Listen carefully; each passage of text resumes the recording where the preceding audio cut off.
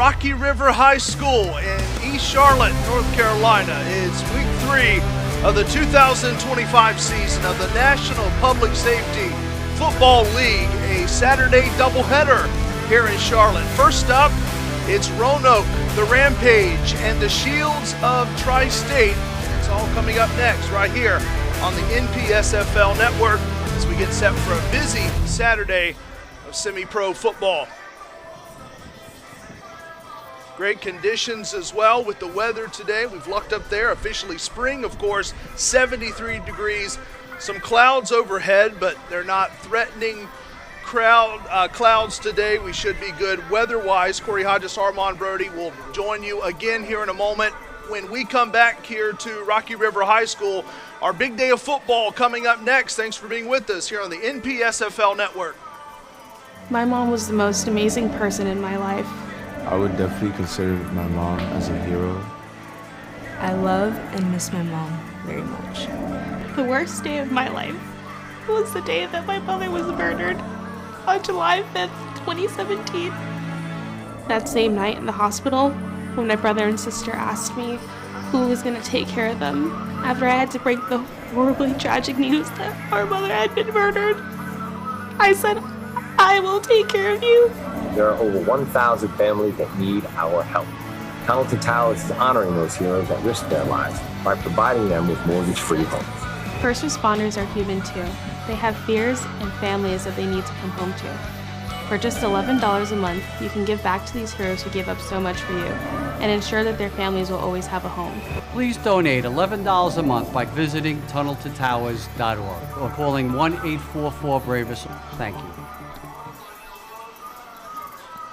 Welcome back, everyone. Getting ready for game 1 of our 2-game Saturday here in East Charlotte between Tri-State and Roanoke. Hi again, everyone. Corey Hodges, that's Armand Brody. And Armand, you and I ready to go for some more football. This is a little bit different, though. This is quite out of the ordinary. For those who don't know, the National Public Safety Football League comprised of former high school football players, college football players, many of them into our age bracket, into their 30s now, still playing football. An exciting brand of football at that. 15-minute quarters, largely NCAA rules with a lot of good football that we'll have today. Now, this is the first meeting this season between these two teams. It's their first action of 2025, talking about Roanoke and Tri-State. Of course, the Rampage, they were the ones to face New York Police Department last season in the championship game. Came up.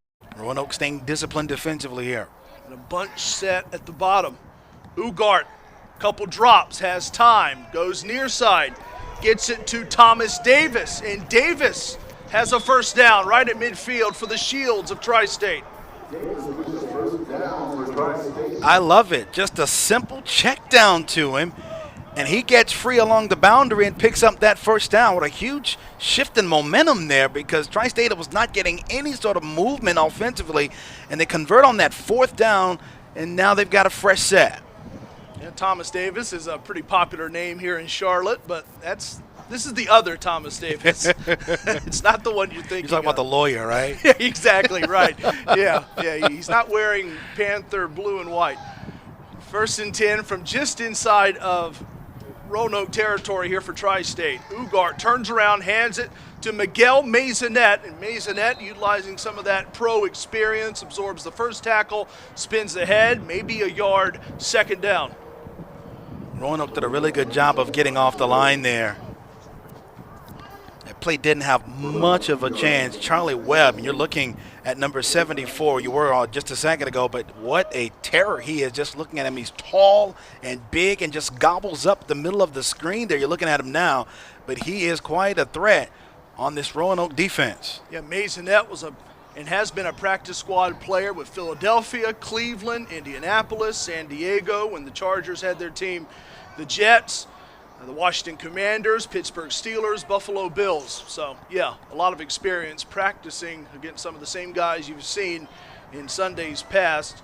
From 2013 to 2015, he was a practice squad player with all of those NFL teams. 2nd and 9 from the 48 after the 1-yard pickup by Maisonette, stepping through. Nice moves for Ugart, and slips his way to the 42-yard line. A bit slow to get up, but he's up now.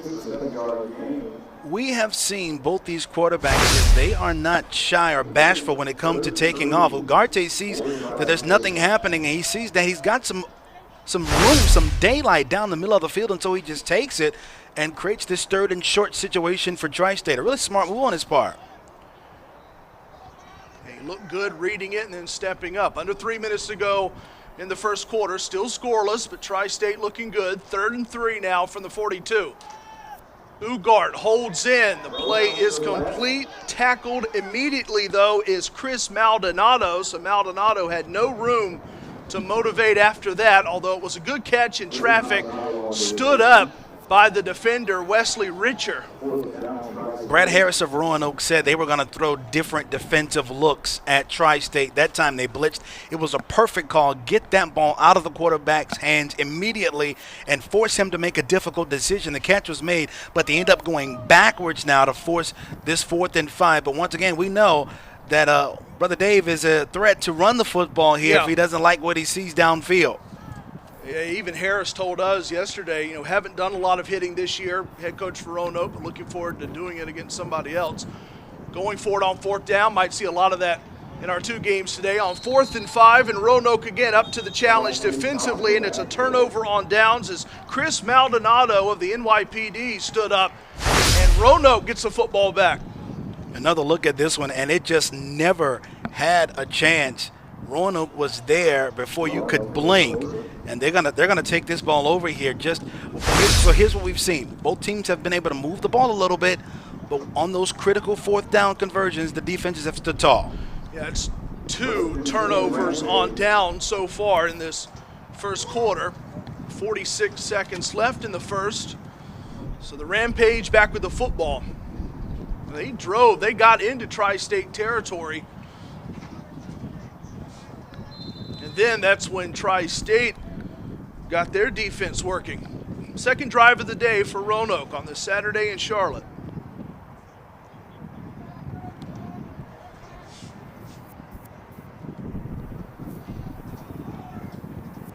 DeAndre Brown, Shane Gibson alongside Matthew Lewis Bell, who's going to get it. Flag on the play. Lewis Bell handing this football off.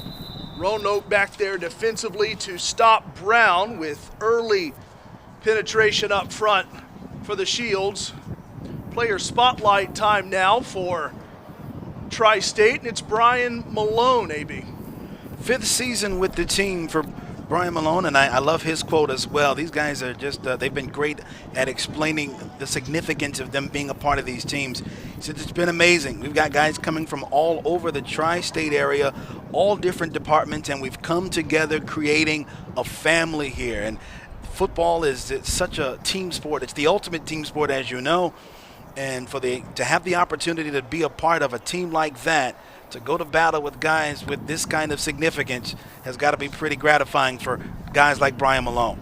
Yeah, when we get to Chicago later, our second game of the day, Brian Finley, head coach for Chicago, I almost thought in our call with him earlier this week that he was going to get emotional talking about the team. He really had that kind of tenor in his voice to where he started wavering a little bit. You can just tell how much the camaraderie, the fact that this is such a unique situation with all of these men putting their lives on the line during the week, then coming out to play football across the country. Nashville a couple weeks ago, out west in California, here in Charlotte today. And it's quite a sacrifice because none of these men have to do this.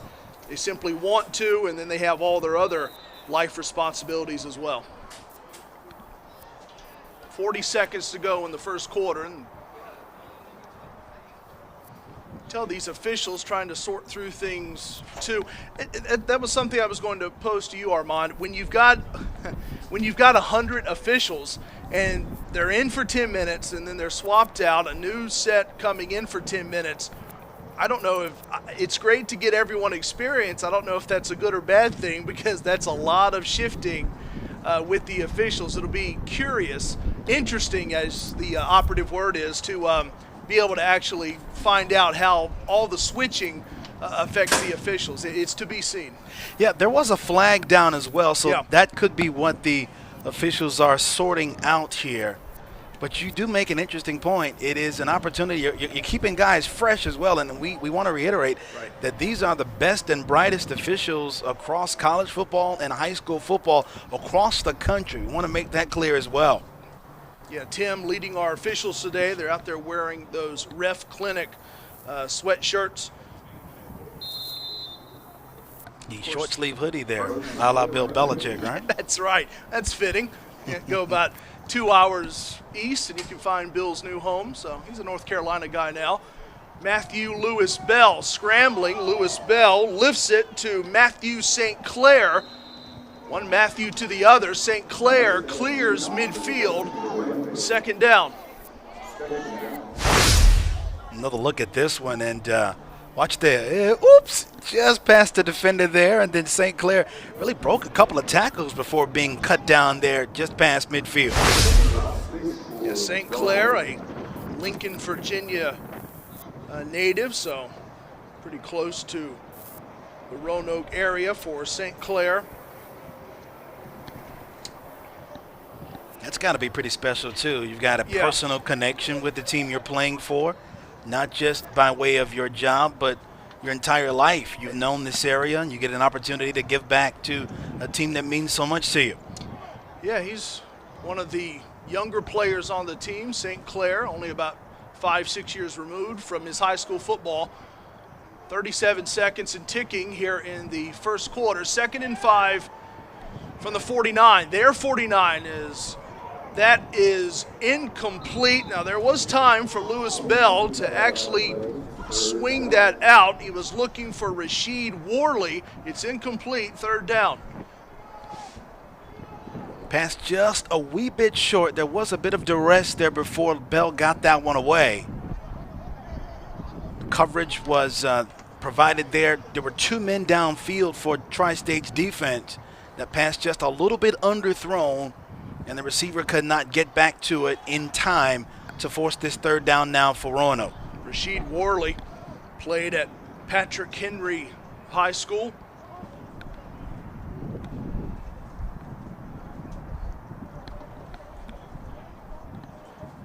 Question now, if you're Tri-State, is there a blitz coming? It sure does look like it from here. Sometimes it's all about timing, getting into the backfield and throwing the timing of a route off. Matthew Lewis Bell right down the middle finds a wide open Shane Gibson, and Gibson will get in and score. First touchdown of the day belongs to the Rampage of Roanoke. We do have a flag down. See if the 51-yard touchdown stands or not. You can't be more wide open than Shane Gibson was, AB. Yeah, they brought a blitz that time, and Bell with great recognition to find a wide open Shane Gibson, but who's the flag on? Got a conference here. Tri-State brought the pressure as we thought they might. And Bell did a great job of recognizing it. And Gibson was wide open down the seam. Here's another look.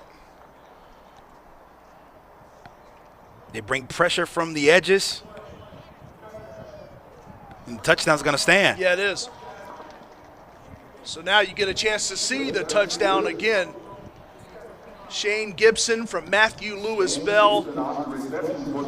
51-yard touchdown for Gibson, the Salem, Virginia native. So again, another local guy playing for the Rampage of Norfolk. Went to Glenvar High School.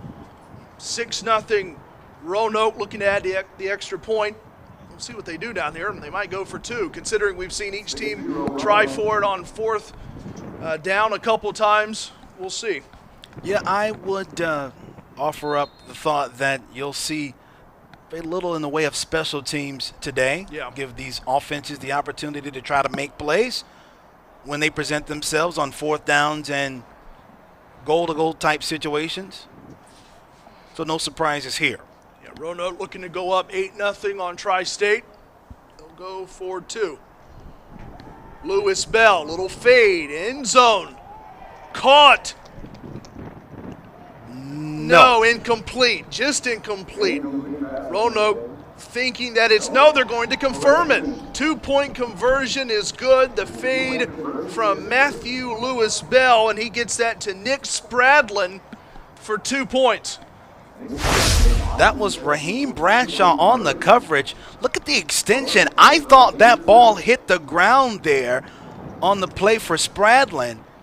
We're backing it up to take another look, but maybe he did get 2 hands under that thing before it hit the ground. We're backing it up one more time. Bradshaw was on the coverage. You watch him reach out with the left hand. A great play, great effort. Right there, I thought the football, the nose of the football hit the ground, but the officials say it did not. The 2-point conversion is good, and it is 8-0 Roanoke. That was a pretty fade from Lewis Bell to Spradlin. Spradlin had to adjust, too, to make that play. Yeah. That was a difficult catch to make. Spradlin, who played college football back in last year for him, was 2013, another Salem, Virginia native. Played at Concord University, and also Spradlin's had some time with Ferrum, the Panthers, also the alma mater of Roanoke head coach Brad Harris. Yeah, Spradlin not only played football, played lacrosse and baseball too. So 8-0 Roanoke. We've got 15 seconds left in the first quarter. Touchdown to Gibson. 2-point conversion, Spradlin. Now the football fell off the tee, so there comes the wind effect for the first time today. That's C.J. Ross Jr. for the kickoff.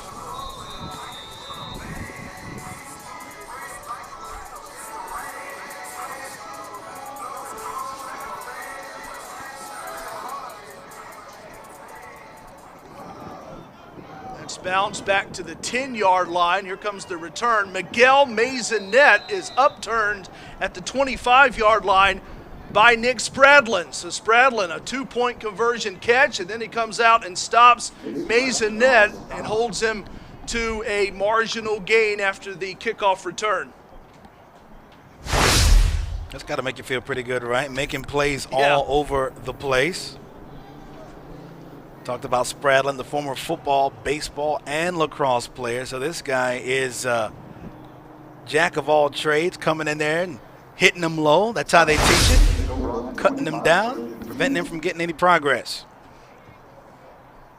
Yeah, Spradlin defensively, 2012, 2013, had some action with Concord University. Here goes David Ugart into Roanoke territory inside the 40-yard line.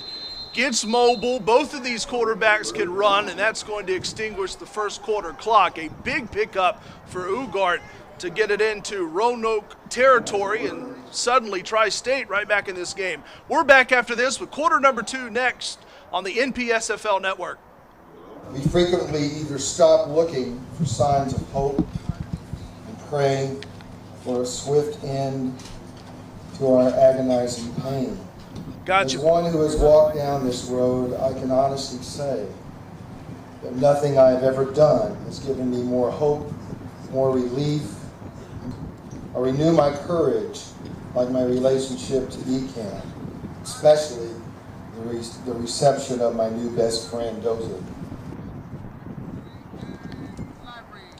Today's broadcast of Roanoke and Tri-State here on the NPSFL network being brought to you by ECAD, Educated Canines Assisting with Disabilities. Our mission at ECAD is to enable people with disabilities to gain greater independence and mobility through the use of specialty educated dogs. You can visit ecad1.org to learn more about our Service Dogs program.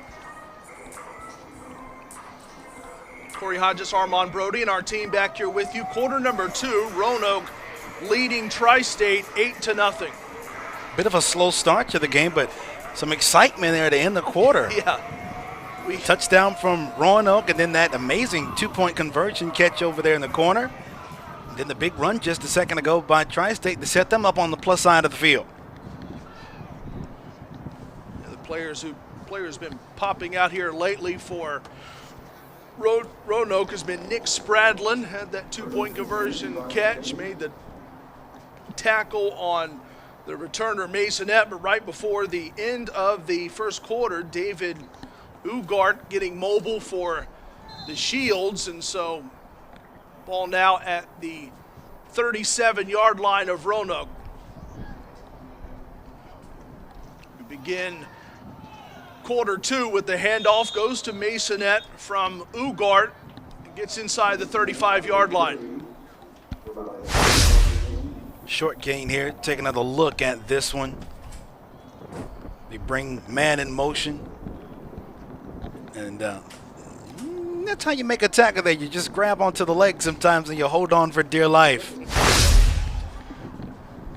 Gain of 3, ball at the 34-yard line of Roanoke for Tri-State. Ugart gives the football to Chris Maldonado. Maldonado just shy of the 30-yard line. It'll be third down. Maldonado, a downhill runner. Runs with almost a violence, a belligerence there. There's our player spotlight, Wesley Richer. Love those comments. I love everything about being a team and what comes with that. How can you beat that? Yeah. Here's Miguel Masonette, gets it, and Masonette needed 4 for a first down, got it, and he's close to the 20. And again, you would figure that a lot of this Tri-State offense would be centered around the very talented, very experienced Miguel Masonette. Yeah, the key now is, can they convert? They've been making some progress here, but the door closes on them before they get that chance to score.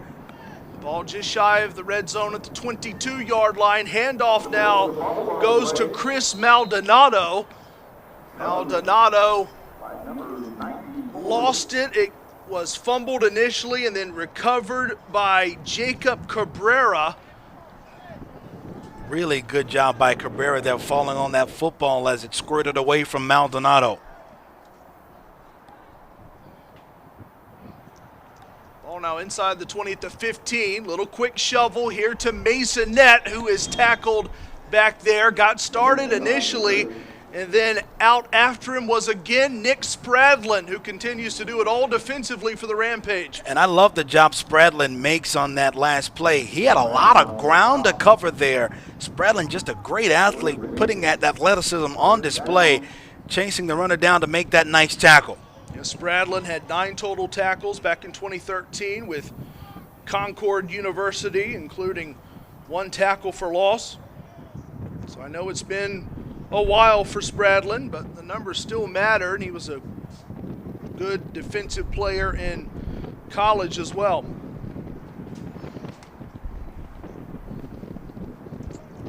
Third and short now from just inside the 15 for Tri-State. Rolling is Ugart, and Ugart will keep running and get in for 6. A touchdown. David Ugart gets in from 14 yards out, had a little pump fake, thought he might get it to someone, Armand, took it himself, and that did the job. The threat of David Ugarte there causes some problems for Rasheed Worley of Roanoke. You take a look at the replay here. Worley has him. He has him right here, and then whoops, that one move causes Worley to stumble, and David Ugarte is able to get into the end zone with some nifty running. Yeah, that was some impressive moves for mobile quarterback Ugarte. Now, 2-point conversion. The try goes to Masonette, who it's incomplete, so not a 2-point conversion for Masonette. He had it, was trying to break the play and couldn't quite get there, and the football was jumbled a bit. Tri-State a bit confused. They thought they had 2. The far side official said no, sir. The initial look with Masonette was that he caught it, and he still had it, and he broke the plane. Of course, that was my view of it. Now, if we do have another look at that, it would be interesting to see. But it looks like that the official call will stand. 8-6, so Roanoke still leads now by 2. Haven't seen anything from special teams so far aside from the kickoffs. There's Masonette down there on the sideline for Tri-State. Here's another look at that. Yeah, let's see what we can find here on this play. There is the catch, the hit. That arm is down, but where is the ball relative to the arm, and does the ball come free right at the goal line there? Got a few bodies in there working to give you that best angle on it. I don't see the ball coming out, but that doesn't mean it didn't. Right. You see all the Tri-State players raise their arms to signal that the two-point conversion is good, but the officials felt another way. Yep, so Masonette held out after Ugarte got in for 6. DeAndre Brown, Rasheed Worley back. Kickoff from Ugarte will bounce and roll to Worley. Flag down, he fields it at around the 20.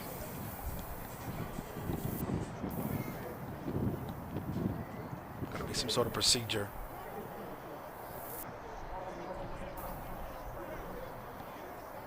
Legal kick there. All right, they'll have it at the spot where Worley brought it out to. It will be first down for Roanoke, leading by 2 points, and now an 8-6 game.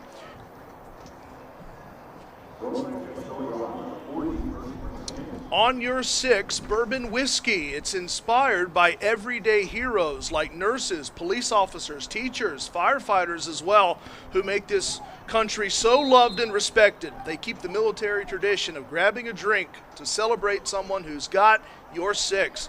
Visit onyour6.com today to purchase your first bottle.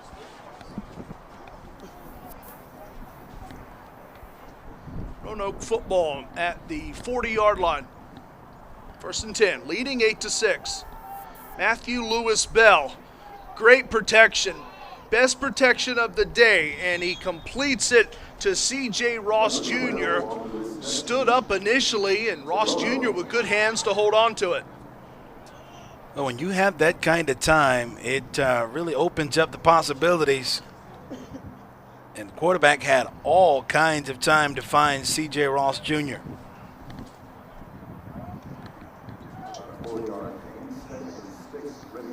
Second and 6, so Ross Jr. picks up 4 on the pass from Lewis Bell. Just over 11 minutes left in the second quarter. Lewis Bell has shown us both threats with the arm, and also he can get shifty with the feet too. Handoff goes to DeAndre Brown. Brown, though, tied up, going nowhere as Tri-State was after him defensively, and they bring the pressure to get a loss in the backfield. Well, we talked about Brian Malone a little bit ago, and Brian says, I've got something to say. Watch him get into the backfield, and no chance for DeAndre Brown to really get away from him, and he slows him down just enough for those other men in black to come along and make the takedown. Other men in black, not Will Smith either. That's right, yeah.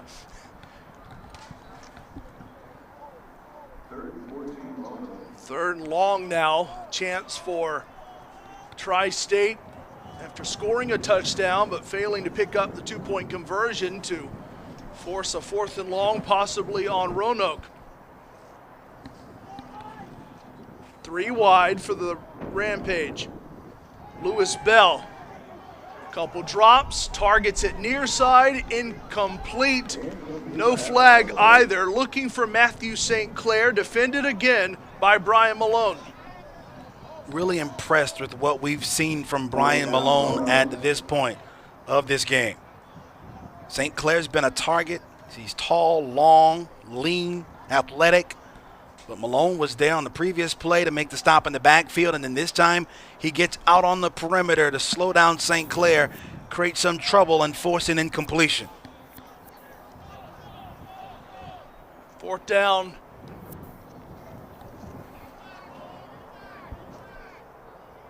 And Roanoke now ready to punt. First time we'll see the punting unit today for both sides. Trey Baker. This one popped up just past midfield and softly stopped on the hands team by Spradlin. And of course now the football out, so you want to run immediately. Joey Maniscalco got in there and he was ready to take it back the other way until the whistle came in. So it'll be right around midfield with Tri-State taking back over. Not the best punt that time. And here's our player spotlight. It's on Ramel Joseph. From Port Authority Police Department. Just his second season with the Tri-State Shields. He says, look, man, I miss football. And I got out of college and I wanted a way to get back out onto the field and show what I can do. The experience has been great, and he plans on playing as long as he can. 1st and 10 from their 48. Look at Ugarte, stiff-armed to try to get the defender off his back. It's going to be a big loss of 15 or more yards as Ugarte had no space to get around the defender. Donovan Brown was there. Charlie Webb was there. They just caused all kinds of havoc, and Ugarte's trying to run away, but there was nowhere to go. What a great play there defensively by Rampage.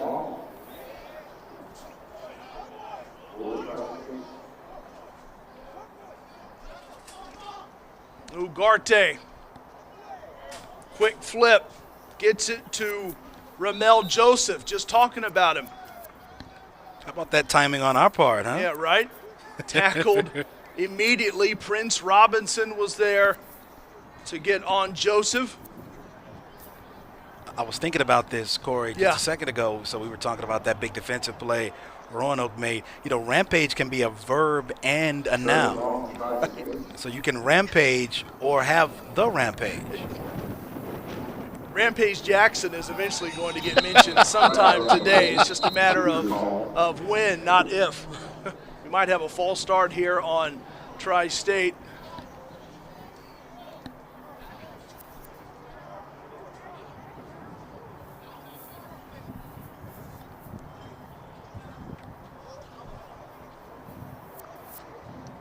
It is on the Shields. And when your defense is good enough, you can send the other team into a rampage. See how we tied it all together? Exactly. All came back around. I mean, Rampage is really a perfect, moniker, mascot, whatever you want to call it, for the team from Roanoke, Virginia. 3rd and long. Ugarte steps up. Can he do it again with the feet? David Ugarte just past midfield. Now that's not enough to pick up the first down, but he takes a big chunk out of it and picks up 21 yards. I just love his quick movements here. He's got a little speed, the nice fake, and the physicality. He is a thick guy. He's a big dude, and he can move out in space and wiggle away from tackles. That was pretty impressive to get almost all of that 28 yards that they needed. Yeah, he got 23 officially, now at the 49-yard line of Roanoke. Ugarte on 4th and 7. That one tipped, incomplete, and it's a turnover on downs. Thought we might have our first interception of the game. Credit the hands of Melvin Smith Jr. to tip it away. Yeah, Ugarte got a bit lucky that time. Well, not that lucky because they still turn it over on downs, but threw that ball into the middle of the field against what looked like a zone coverage, and it was almost picked off. So Roanoke takes over. It's one thing that we can already tell, an exciting brand of football for those that are just now kind of getting the feet wet, as they say, with the NPSFL. You're not going to see a lot of field goals. You're going to see 2-point conversions, teams going for it on 4th down a lot. Kind of has the feel of, I won't put it on the level of the top type of spring football that everyone watches now nationally, but I will say it's got some arena football-like feel to it. You know what you're going to see in arena ball. Granted, the dimensions are different, but a lot of teams go for it, and it's an exciting brand of ball. Roanoke back with it, 1st and 10 from their 49-yard line. So pretty much right at midfield on their next drive. That goes to Brown. Matthew Lewis Bell sold it well, and Brown claws ahead.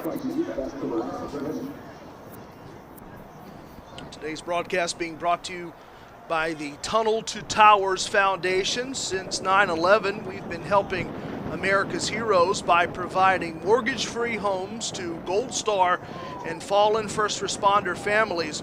We're also committed to eradicating veteran homelessness and helping America to never forget September the 11th, 2001. You can visit T2T.org. That's T2T.org for more information or to make your donation today. Thanks to the Tunnel to Towers Foundation for their support. Under 7 minutes to go before halftime. Second and long now. Second, though, and 11. Bit of a high snap to Lewis Bell, but he handles it and then flips it, and it's complete to C.J. Ross Jr. That'll post third down. Ross Jr. makes the catch at the 47-yard line of Tri-State. Good job by Ross Jr. of showing his numbers to the quarterback, coming across the middle of the field. Nice little hook up there to create a third down and medium. That's always good to have because, as you said, Corey, there's not going to be a whole lot of punts and things like that in this game. So you get a third and medium like this, and you can treat it like a second down in a lot of ways. I figure, too, Armand, that there'll be some decent protection throughout the rest of this game for Matthew Lewis Bell with that offensive line up front, averaging about 310 pounds. And as Brad Harris told us earlier this week on our call with him, we've got meat up front, and that's good for Matthew Lewis Bell, the former UVA Wise Cavalier. 3rd and 5 from the 46 of Tri-State. Lewis Bell. That, though, is intercepted. First pick of the day. It actually shifted hands as well. It was intercepted initially by Brian Malone. I think he got wedged out, and then another player continuing the interception. This one down close to the 20-yard line. And who ultimately finished the pick? It looked like it was maybe Sean Kern who finished the pick for the Shields. That's what I got too, Corey. How about this play by Malone? First of all, the interception itself, and then the handoff going back to Kern, who takes off with it. Just a heads-up play by Malone, and Kern is trying to guard and guide his blockers down the field after the handoff there from Malone to Kern. Just a smart play. That's big for Kern out of the New York City Department of Correction, and he corrects things for the moment for Tri-State with the first defensive takeaway of the game. Not a turnover on downs, but a clean pick that involved 2 of the Shields. 1st and 10 from the 23. Tri-State seemingly just down here, scored a touchdown, couldn't get the 2-point conversion. Ugarte ready to go. He's got 2 after him. Ugarte slips them, gets a pick too. Ugarte pauses a bit, now trying to pick up his moves. Ugarte is just maybe 2 yards shy of the end zone. Some impressive start and stop running, but we do have a flag down.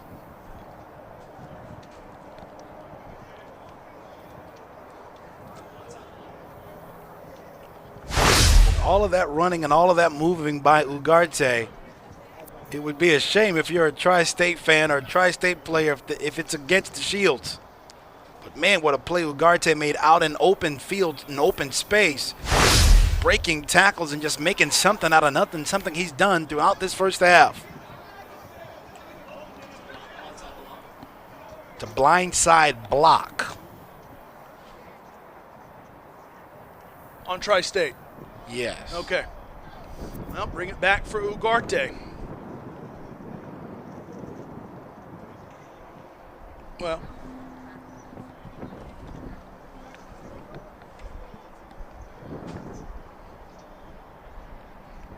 If you're David, you got to be like, come on, guys. Look at all that running, zigging and zagging. 21 yards. And, we're seeing the run again that won't count. Just really impressive, though, and got that great block right there. My goodness, what a block by Joshua Jimenez from the NYPD.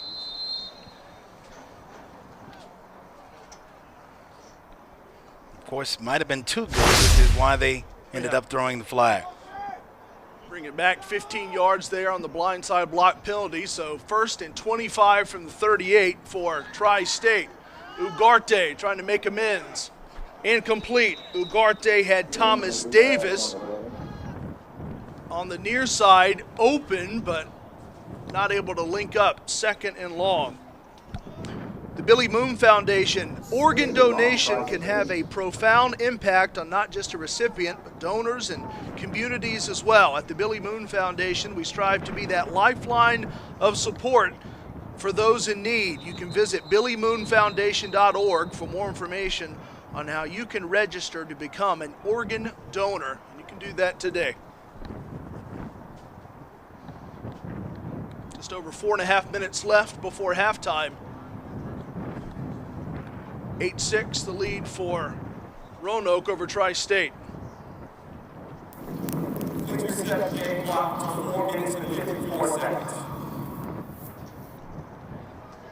Bump the clock back up to just under 5 minutes left at 4:54. Officials confirmed that. Just wanted to add, too, while you were talking about those live reads, just some amazing causes. Yeah, that are playing a part of our broadcast here today. Ugarte, a pump fake. He's good at that. Ugarte usually buys him time. He's upturned at the 30-yard line by Nick Spradlin once again, there to stop whatever Ugarte had left. It'll be 3rd down, but he's good at taking chunks out of it, AB, with his feet. And Brad Harris was concerned about this when we spoke with Coach Harris earlier this week. He said, look, this guy's mobile. We've got to keep a spy on him. Yeah. Our linebackers have got to do the job. And Ugarte's made them work all half long, including on that last play. Yeah, team working on their blitz packages, communication. Ugarte. That's picked off. An interception aside as Roanoke picks it. Good hands by Wesley Richer to intercept it and bring it back into Tri-State territory, so Roanoke gets the football back on their first INT of the day.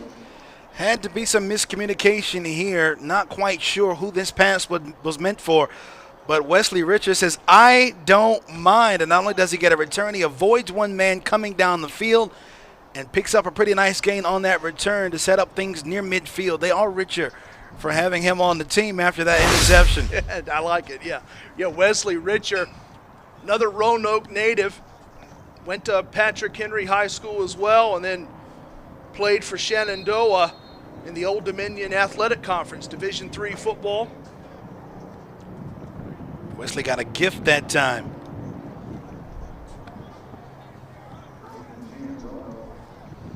Under 4 to go, 2nd quarter.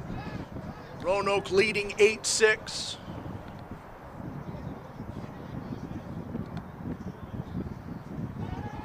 Matthew Lewis Bell. All those big bodies up front protecting him. That is intercepted. 2nd pick of the day for Tri-State. Intercepted by Daniel Perez. So right now, neither team can hold on to the football. And these Shields coming up big with the hands in the defensive secondary. We talked in this game, before this game started, about valuing the football.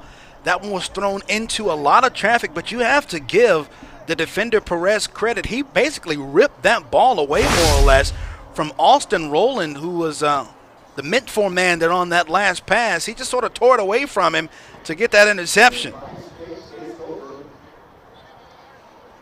Now this is too easy, Armand, for Perez. What's his day job? You know, everyone here, they're either police officer, firefighter, they're doing something for public safety. He works for the New York Department of Sanitation, so he just cleaned that up. You already knew where I was going. Ugarte. This guy with the feet, Ugarte, and it's incomplete, but look how he buys time and allows those plays to flourish off the hands of Ramel Joseph. FundTheFirst.com is the #1 trusted and free fundraising platform for those who serve their families and their friends as well. Fund the First is in the business of supporting first responders, military, and medical professionals as well. You can visit fundthefirst.com. That's fundthefirst.com today to launch your fundraiser. Second and 10. Officials reset the clock again.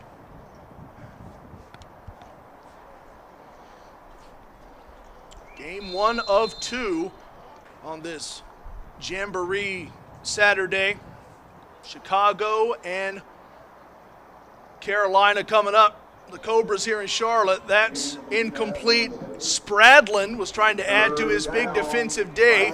Looked to lay out for a possible pick. Incomplete from Ugarte, and it's third down. I'll tell you this, it's already third down, and when you get these turnovers, you certainly want to capitalize, and you give Tri-State credit. I understand what James Myers, head coach, is trying to do there. Take your shots down the field, but it was 2-on-1 in Roanoke's direction on that last pass, and so they end up getting the stop on that last play, setting up this third down and long. Third and 10 from the 38. Ugarte with Thomas Davis, little orbit, goes in motion. Handoff now to Maldonado, who goes nowhere. Maldonado stepping up front, looking for space. It closed quickly. Nathan Noble's in there with the stop, fourth down. Charlie Webb, number 74, has also been so active in this first half for Roanoke. He's so big, he consumes so much space, and he is hard to bring down. He's got those hands on his hips right now. He's been working extremely and extraordinarily hard for this Roanoke defense here in this first half, making some big plays. Tri-State going for it on 4th and 10. Under 3 to go before halftime. Trailing by just 2. Ugarte launched it, incomplete, in traffic, and just out of the reach of Marlon Beckles. Turnover on downs, Roanoke with the football. It's been quite the half for that man right there. He's done everything possible to give his team opportunities here, working so hard. Give him a lot of credit for how Ugarte is trying to keep Tri-State in this game. They're hanging right there with Roanoke. The question now is, who's going to be able to make that next big play? It feels like both teams, we've had the turnovers, we've seen the interceptions. Yeah. It feels like both teams are sort of knocking on the door. Who's going to be able to take that thing to the next level, pick up that next big play, and maybe turn the momentum in this football game, either before the first half ends or at some point early in the second half? I feel like the pace of play, the quality of each play is coming up too, like we mentioned at the start, first game of the season for Roanoke and Tri-State, so they're feeling things out too, and this game has only gotten better the more snaps we've seen, and we get the full 15 minutes every quarter for that as well. And remember, those officials continue to do the 10-minute swap too. Matthew Lewis Bell, again with time. That almost an interception, knocked away from Austin Rowland on the dive out by Raheem Bradshaw. It's a great play by Bradshaw. Now, he doesn't work for sanitation. So yeah, right. I can't go there. You took it from me. Or you took it. Watch Bradshaw again here. Just lean in, reads this thing so well, and gets that right hand on it to break that thing up before it can get to Austin Rowland.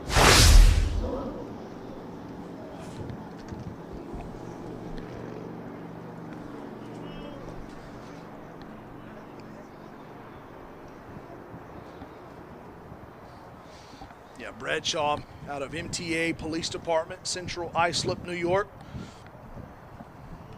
Almost came up with another pick today. Lewis Bell. Another interception. Tri-State picks it off. The interception belongs to Joey Maniscalco, who intercepts Matthew Lewis Bell. Lewis Bell, his second pick of the day. It looked like for a moment Lewis Bell was trying to move some of those defenders on the back end with his eyes, and Tri-State was not falling for it. Another look here at the replay. Maniscalco reads this thing beautifully. He was trying to read and trying to look that defender away, and Maniscalco was right there in the middle of it to make a diving interception. Really nice play on his part. And Maniscalco played varsity football in Garden City Park, New York. One of the younger players as well. Played at Minola. Maniscalco, who played wide receiver and cornerback in high school, comes up with the interception of Matthew Lewis Bell. Now, a lot of field here to traverse here at Rocky River High School, but with 2:37 to go, Ugarte trying to lead the team down. That's incomplete, with his team trailing by just 2. Threw it at the ground next to the feet of Marlon Beckles. How will Tri-State operate here offensively with 2.5 minutes left? They're inside their own 20. You don't want to lose the field position battle here, especially with this game being close, but you do want to try to get another score in before the end of the first half. Beckles, nice college career at America International College. Over the middle, this one complete. Miguel Maisonette. We keep saying it. There's that experience. Maisonette in traffic, catches it, absorbs a hit, holds on to it. First down for Tri-State at the 39-yard line. And that's just great placement by Ugarte there, zipping that thing down the middle of the field where only his guy could pull that one down. Nice job, too, by Maisonette. 22-yard pickup. Ugarte, he can spin and win with those feet. Ugarte, almost a pick there, sails it past Maisonette.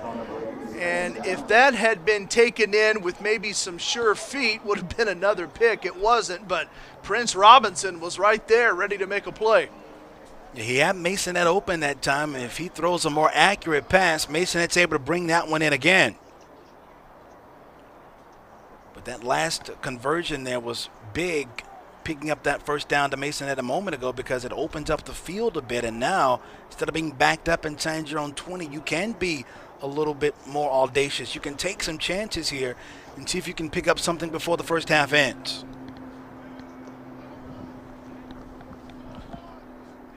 Second and 10, 2:03 to go in the second quarter. Ugarte connects with Beckles. And Beckles to the 45-yard line, and he's hurt. He's going to get back up largely on his own power, though, with some assistance from Nick Spradlin from Roanoke. Nice to see that. Good job by Spradlin there of coming in to make that tackle. That is a 2-minute timeout. 60 seconds in length. So again, following the NCAA rules, not a 2-minute warning, but a 2-minute timeout. Minute 56 to go before halftime. It'll be 3rd and 6 coming up for Tri-State. Back after this on the NPSFL network.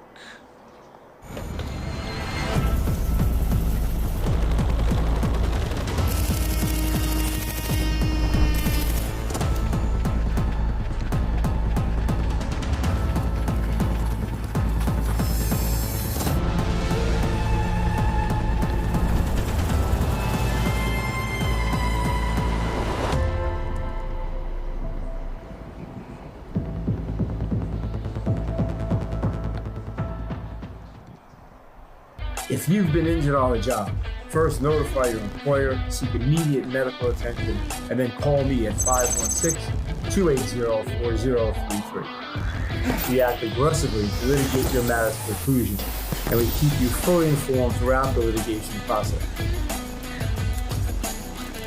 I'm here to fight for you.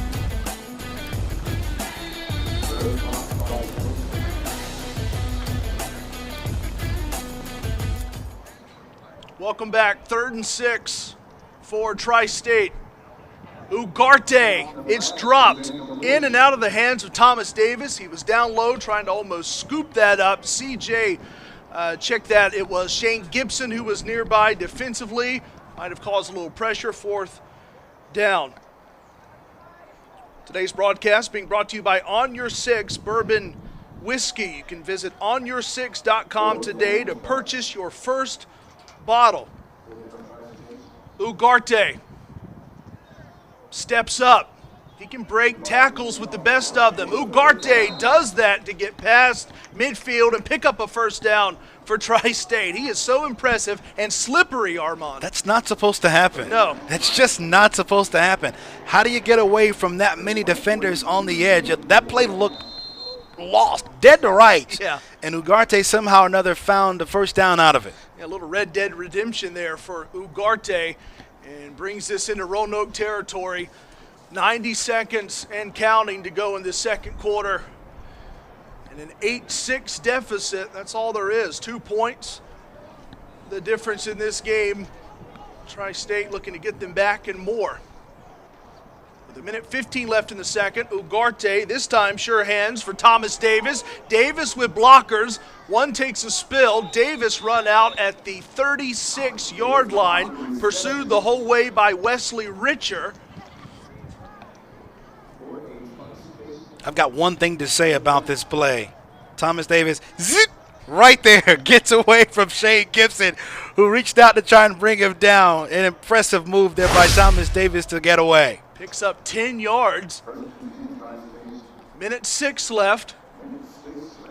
I was going to go whoop, but then I said zip.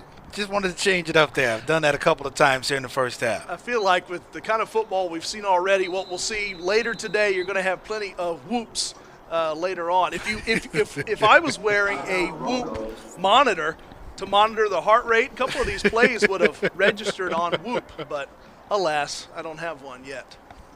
Got a timeout here. Tri-State calls it. I want to talk over this upcoming 1st and 10 play. FundTheFirst.com is the #1 trusted and free fundraising platform for those who serve their families and their friends. Fund the First is in the business of supporting first responders, military, medical professionals as well. You can visit fundthefirst.com today to launch your fundraiser.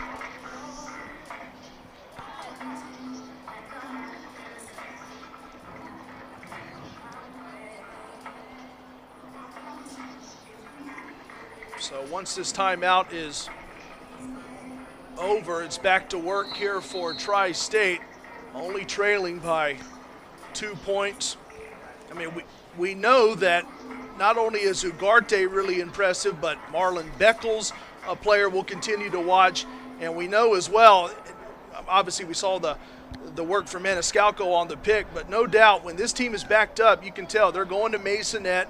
And that's when it's almost like if you're a scratch golfer and you're going out and you're playing in your weekend foursome, well, the scratch golfer is going to be like the road course ringer in NASCAR. If you want to use a couple of different sports, you put a road course ringer at a road course, he goes out there, he can do things the other guys can't. Miguel Masonette, look at him go, just talking about it. Masonette, a couple yards shy of the 20-yard line, but he's the ace in the hole for this Tri-State team. Love the play call. They pulled number 58, Kamar Gidden, on the offensive line, and he is the big block that creates the space there for that first down to be picked up. Big play there for Tri-State. 1st and 10 from the 22-yard line. 45 seconds and counting for the Shields, looking to take the lead right before halftime. Ugarte flips this to the motion man, Thomas Davis. Davis slipped one tackle, then brought down by the second. He was able to get past the initial try from Spradlin. Then Rodney Smith got him. Second down, 26 seconds and counting, so the Shields got to call another timeout.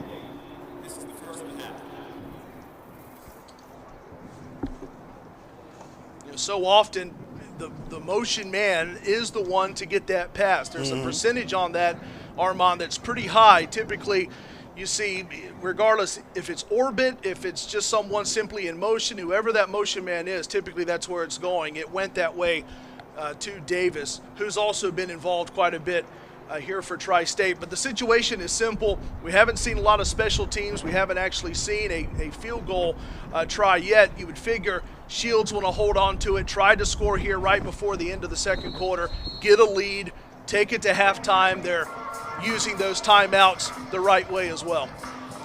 And the challenge with being against someone like David Ugarte is even if you bring pressure, there's no guarantee he won't get free. We've seen it throughout this half, and it's reasonable to conclude, or to deduce, I should say, that if Tri-State ends up winning this game, it'll be because Ugarte continues to make some big plays with his legs, and maybe this is one of those opportunities for him to do that here on this second down with less than 30 seconds left in the first half. You can really see with Ugarte, he runs the show, not just the signal caller, but he's got the freedom to improvise, and he can do it with some pretty high skill as well. Chris Cribbs coming back on. Cribbs, the wide out.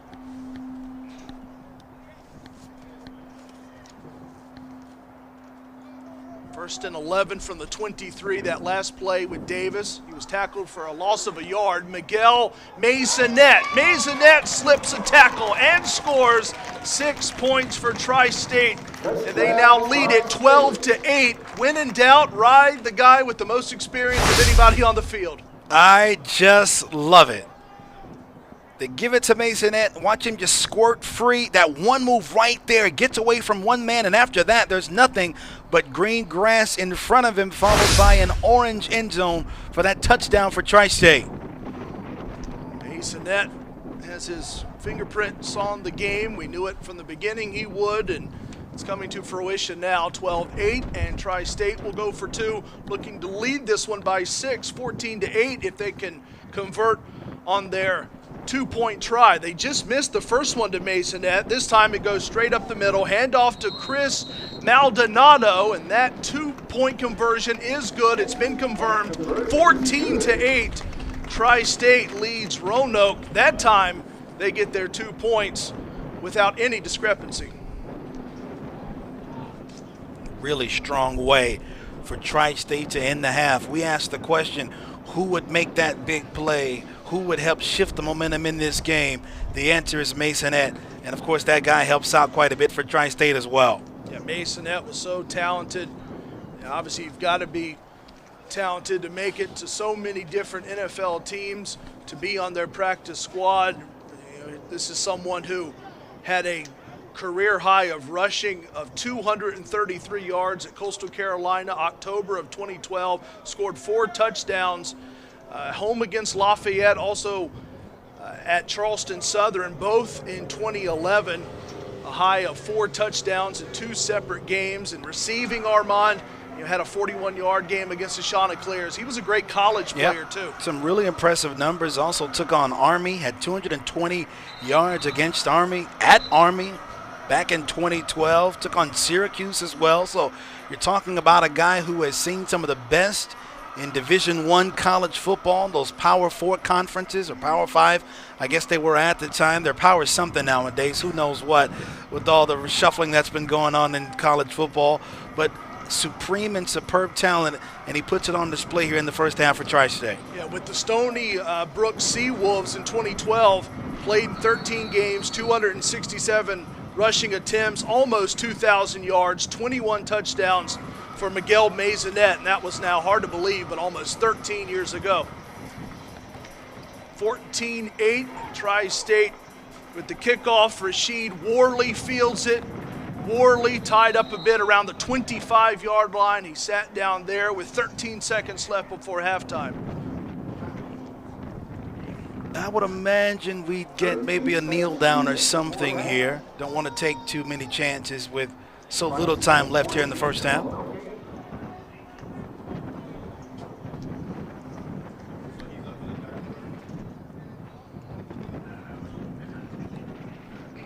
Ugarte having engineered this offense, also kicking off just a second ago. Yeah, Ugarte handles special teams duties, and of course out there working so much outside of Maisonette, biggest part of the offense for Tri-State.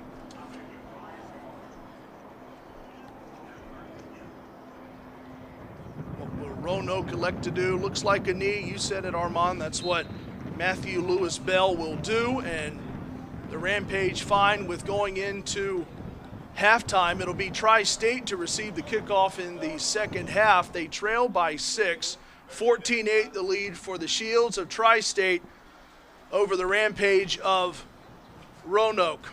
So an exciting second quarter. Football got better as we went. We're expecting even more in the third and the fourth. As it's halftime now here in East Charlotte on this Saturday, game one of our Saturday doubleheader, week 3 of the National Public Safety Football League. And we'll be back after this for halftime thoughts here on the NPSFL Network.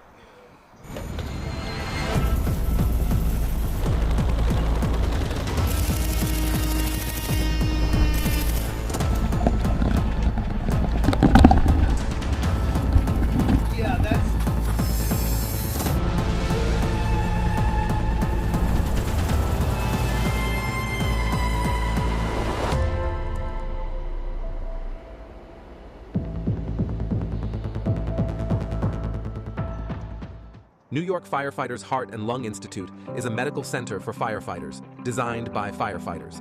As a leading provider of advanced medical screenings, we take pride in offering the best healthcare experience for firefighters and first responders.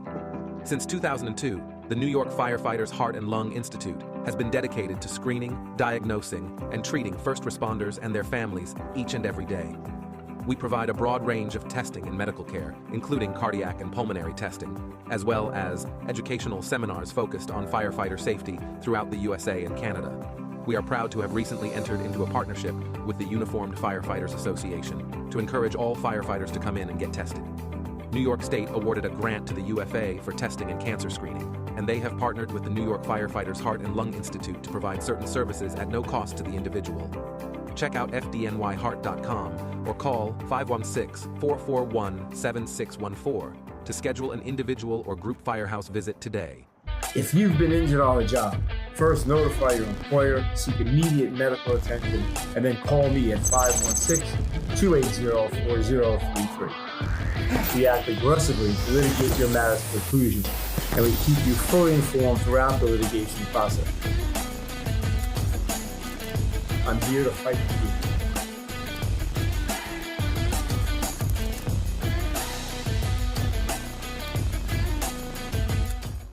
For over 2 decades, Rigging NYC Contractors, Inc. has been the go-to provider of rigging services in New York City. Specializing in construction and industrial rigging, as well as machinery moving, we are dedicated to delivering safe and timely solutions. Our team consists of licensed master riggers, operating engineers, Teamster drivers, steam fitters, and iron workers. No matter the industrial or construction application, we have the lifting solution for you. In addition to rigging services, we offer specialized trucking services to handle equipment and materials.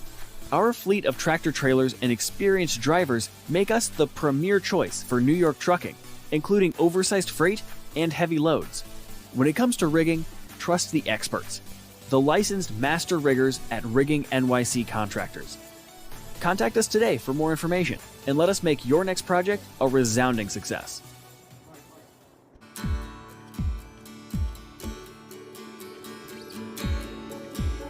So this is me. I'm here sharing our story. I am still standing because I found a reason to keep standing and walking. It starts with my 2 children, and it also continues with the legacy that Billy has now left behind. Our mission is providing that support, advocacy, and awareness for organ donation. Check your box and go online. Be an organ donor. Be a forever hero, donate life is the message we want to get out there. To date, in 16 months, I have spoken to over 1,500 first responders.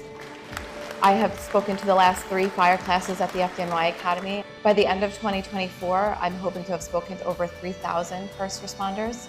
If you want to talk about hearing our story and more that we can all do together, please let me know. And I hope you enjoy the rest of your day, and thank you again for having me.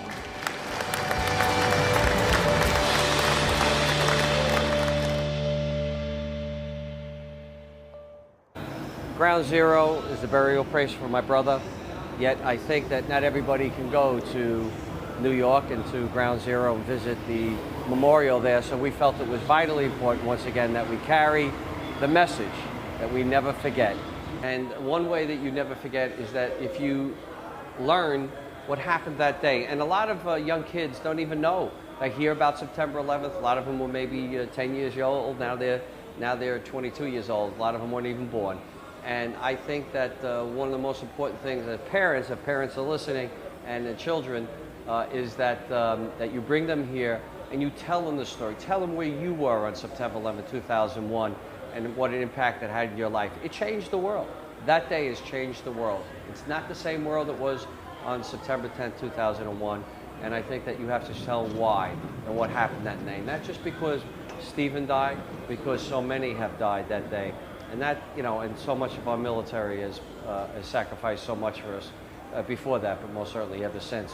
I think this statement really sums up our military and our great first responders. For those I love, I will sacrifice. And this is Kyle Hockenberry, and Kyle is, his house is under construction right now. And this program here, which is Building for America's Bravest, which is what we spend most of our energy on right now. You know, that and our Never Forget Mobile exhibit here, is that you know, we have to raise a lot of money because our men and women have paid a big price for you know, protecting us here back here in the States, and so many of them coming back, triple, quadruple amputees.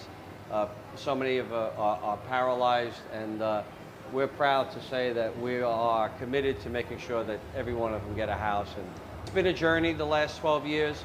We've met some of the best Americans around the country. It's most certainly, once again, our men and women who serve, but besides that, just everyday Americans who have come together to help our cause, to make sure we never forget and we honor the sacrifice. This is a very interesting piece, and to me it's the most poignant piece in the exhibit. Welded in New York for the 10th anniversary, was presented to 3 Truck, and 3 Truck their leader that day was Captain Patrick Brown, who in his 24 years of service in the FDNY had received 21 medals for heroism. They had gotten above the 40th floor at that point, he and his men, and they heard and saw what was going on, and they were describing over the radio the injuries that were coming down so that the command post and lobby be ready for it. And the very last transmission that they were able to put out was, "This is 3 Truck, and we're still heading up." And then the building fell on them. So that was their last transmission. That's what I love. They cut out crucifixes, one for each family, one for each member, fire department member who died that day, to give to their family members on the 10th anniversary. So each family member of a fireman from 3 Truck has this piece of steel as a memento. I think it's pretty amazing, especially for young kids that weren't there, to see the way our country was able to rally together in a situation like this. It's pretty incredible to bring it home. It puts shivers up my back, and it's a great remembrance of what we should never let happen again to our great country. I would encourage anybody who has an opportunity to come down and visit this. It's really something that will bring back a lot of memories if you were involved on that day.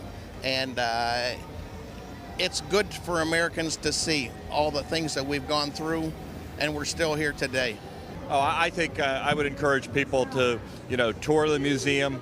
You know, it's not a long walk through, but it brings back the memories, and it makes you feel like you're an American. And I think people should just go to reflect, and again, how lucky we are to live in this country. Well, I think just taking 15, 20 minutes before the start of the game right here, where you got 70, 80,000 fans, means a lot. I think it puts the whole day in a proper perspective by kind of going through this first and understanding that the freedoms we have to watch football games are largely built on the shoulders of the gentlemen and soldiers that have paid the sacrifice in combat and in New York City. At the time, he was only 2 when it happened, so he has no idea about what has happened. And it just brings a lot of memories back that day. It's where you were at when it happened. This is a good thing. I'm glad to see this exhibit. There can't be enough of this. We need to see more of it and remind people what happened and why we are a nation of free people. We frequently either stop looking for signs of hope and praying for a swift end to our agonizing pain. As one who has walked down this road, I can honestly say that nothing I have ever done has given me more hope, more relief.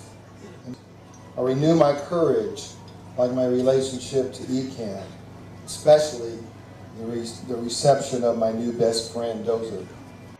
Tom Olkers served others. He was an incredible husband, father, NYPD officer, and FDNY firefighter. At age 26, Tom worked at Ground Zero in the rescue and recovery efforts following the attacks of 9/11. Throughout his courageous battle against World Trade Center cancer, Tom deeply appreciated the care provided for him and his family, including the FDNY's Family Assistance Unit. One of the TO Foundation's first initiatives is to purchase a family assistance van to help ease the burden for other firefighters and their families when facing an illness. Together, we will honor Tom by helping first responders and their families in their hour of need. Please visit tofamilyfoundation.org today. Determine if you have a valid person's injury claim. First, you need an injury. Then you have to determine if someone else was negligent. If there's a link between that negligence and your injury, you've got a strong case and you can proceed. Koval and Associates. We fight for you.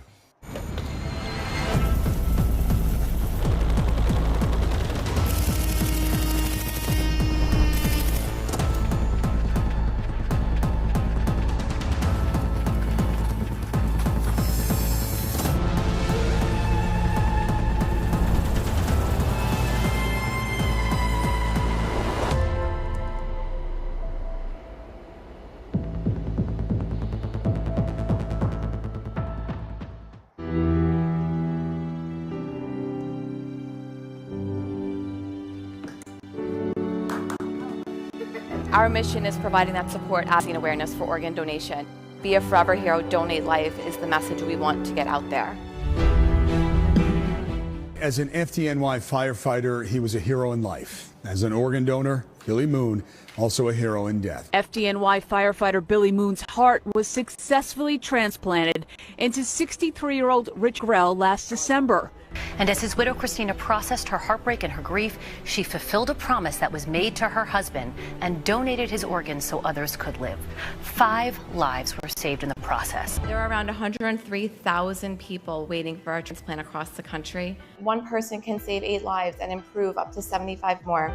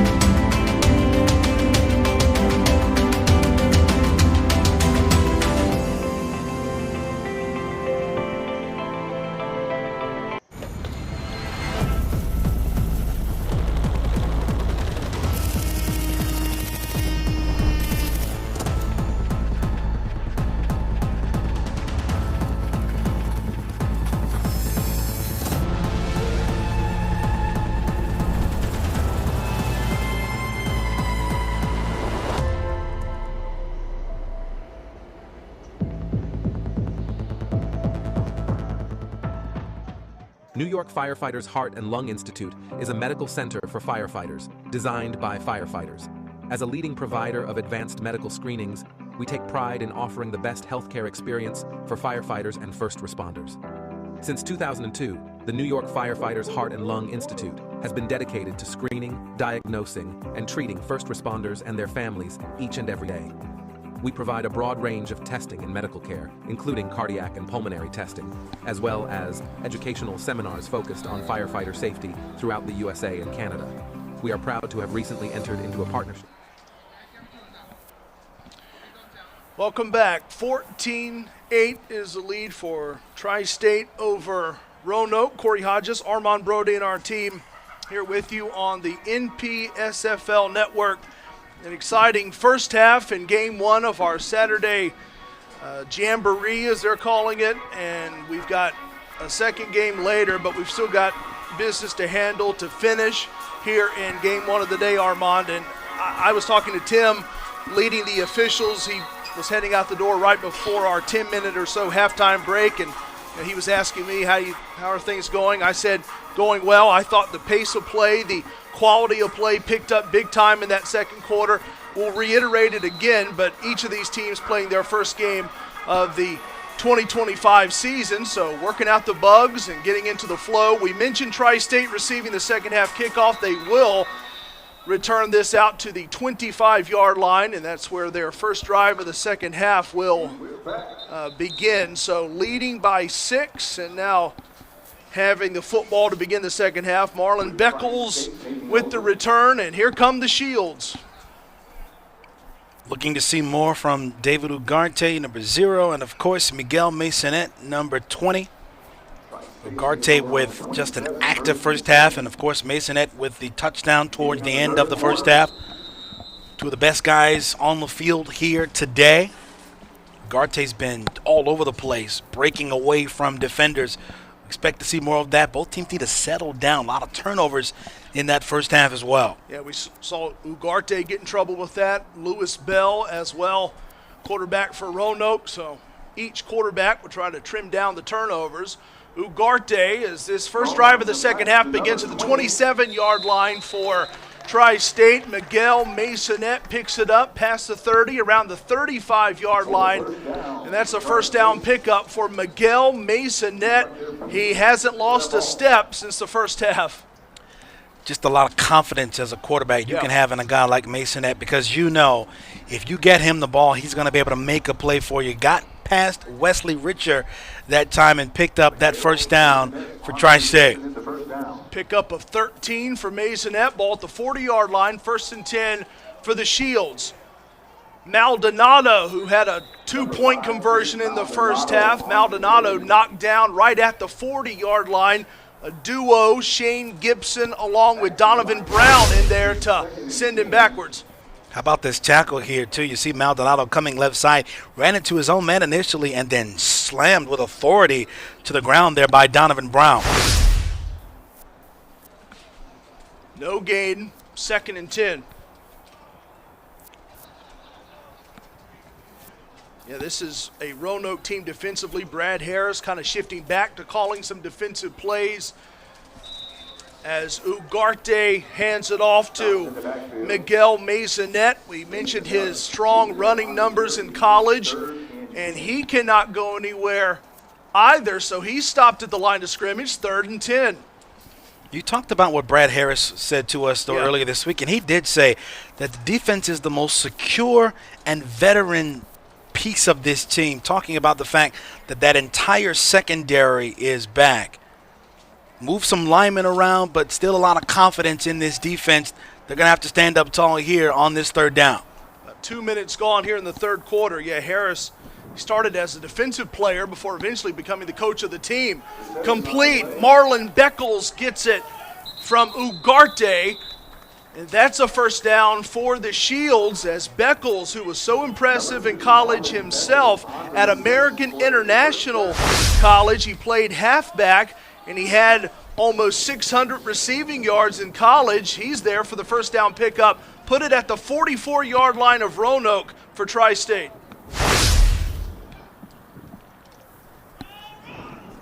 Masonette handles one tackle try, gets past another.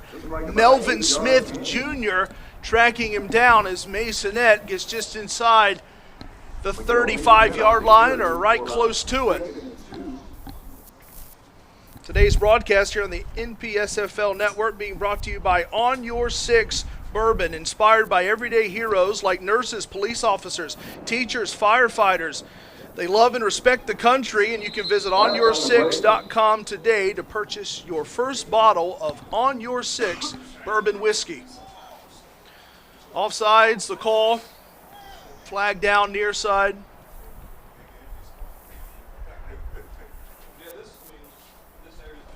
Just to remind you again, they rotate the officials every 10 minutes of game action.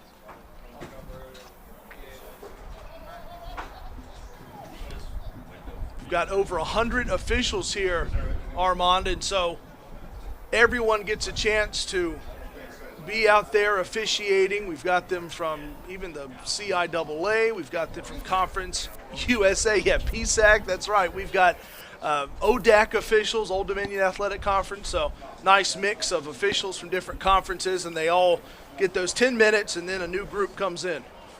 And from all across the country, too. Yeah.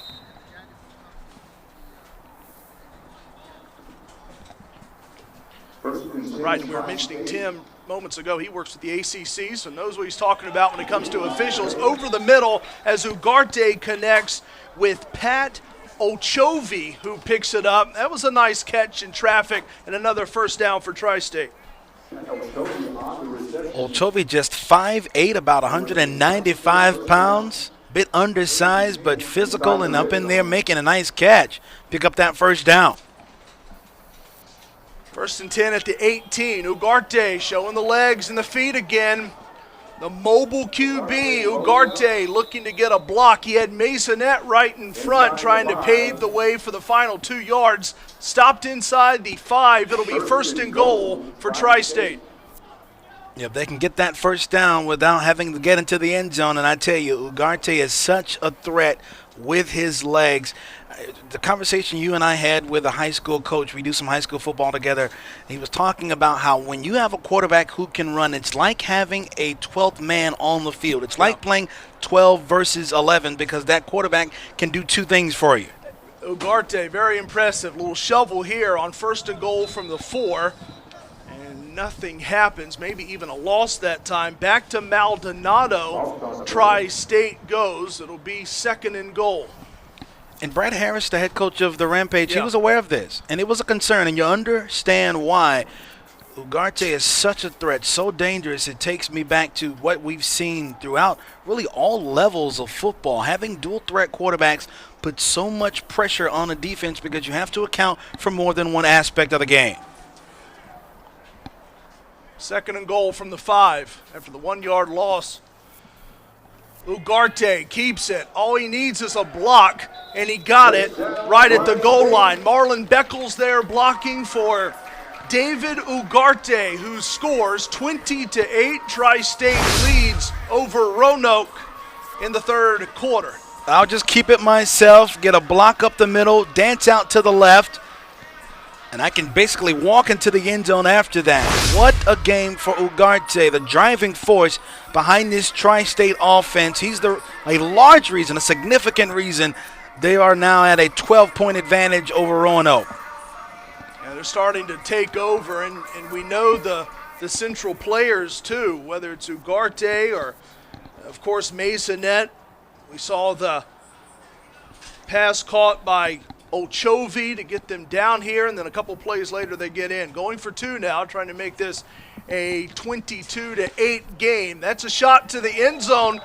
Ugarte can throw it too from a handful of yards out, connects, 2-point conversion, good. Gets it to Pat Ochovi, so Ochovi comes in handy twice on this drive, and it's 22-8 Tri-State. Really good job, too. A lot of traffic in there. That pass was on the money. Good job by Ugarte of threading the needle to hook up with Ochovi for that 2-point conversion. There it is, zipping it in there. And Ochovi's right there in the back of the end zone to bring that one in for the 2. Pat Ochovi probably enjoying the sunshine at times today, the warmer weather. I say that because he had some college playing time at the University of Hawaii. The 5'8", 176 Ochovi. Back in those days, you have to go back about 20 years. Sophomore in 2005 when he played in 3 games for Hawaii, the Islip, New York native. The Rainbow Warriors?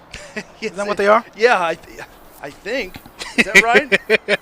Oh. Absolutely, the Rainbow Warriors. We had to look it up and verify. I say that because, man, if he's in the Carolinas from Hawaii, that's got to be a step down, right, in terms of the weather? Oh, man. I was trying to draw a comparison to today's nicer weather here in Charlotte, probably some of the nicest weather we've had in the spring, but then again, that's a tough comp to make. That one bounces up towards Rasheed Worley on the kickoff from David Ugarte, who also does that on special teams, so he's a busy worker out there. And Roanoke now will try to climb the hill, trailing 22-8 in this third quarter with under 10 minutes left in the third. Now Roanoke's got to settle in here. Yeah. They had the lead. It was 8-6. The last 16 points of this game have gone to Tri-State. You know, Roanoke talked to us about how it's been tough, not just with their injuries last year, but they still managed to get to the championship game despite injuries. And even head coach Brad Harris told us some luck involved, of course, but even he said, look, the New York teams, they've got over 40,000 different police officers, firefighters to choose from for their teams. Roanoke, they have about maybe 1,000 to choose from. So it's been hard for them to find the willing participants who want to come out, play football. But even Harris told us he's found that this year, you have to be willing to start from scratch a bit. It's kind of like what Roanoke's doing now, starting from scratch there. First drive in the second half. Handoff goes to DeAndre Brown. And Brown, a yard or two. Second down. They'll make it a 3-yard gain, 2nd and 7 coming up. Yeah, look to DeAndre Brown to make some plays for you here in this second half. He started off the first half seeing a lot of the ball, but then as the first half continued, we didn't hear as much from him. Have to give Tri-State some credit for that, but I would think that Roanoke would make a concerted effort to try and make sure Brown gets the ball here in the second half.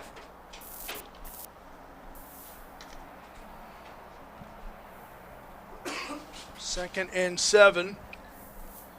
It's been a rewarding career for Harris and Roanoke.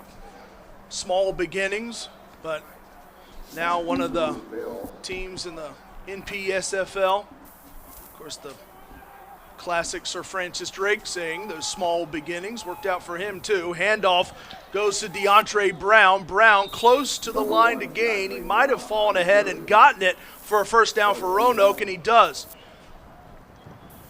Brown has an interesting running style. He runs almost like he's stomping, runs with some aggressiveness and some tenacity and some anger as he stomps on the outside there looking for room, and picked up a pretty nice gain. Yeah, that was the Sir Francis Drake quote, greatness from small beginnings. And it was Harris who told us about how even those early times they would leave from the firehouse to go and collect donations to be able to play. We'll tell you more about this fantastic story of how Roanoke and the Rampage came to be.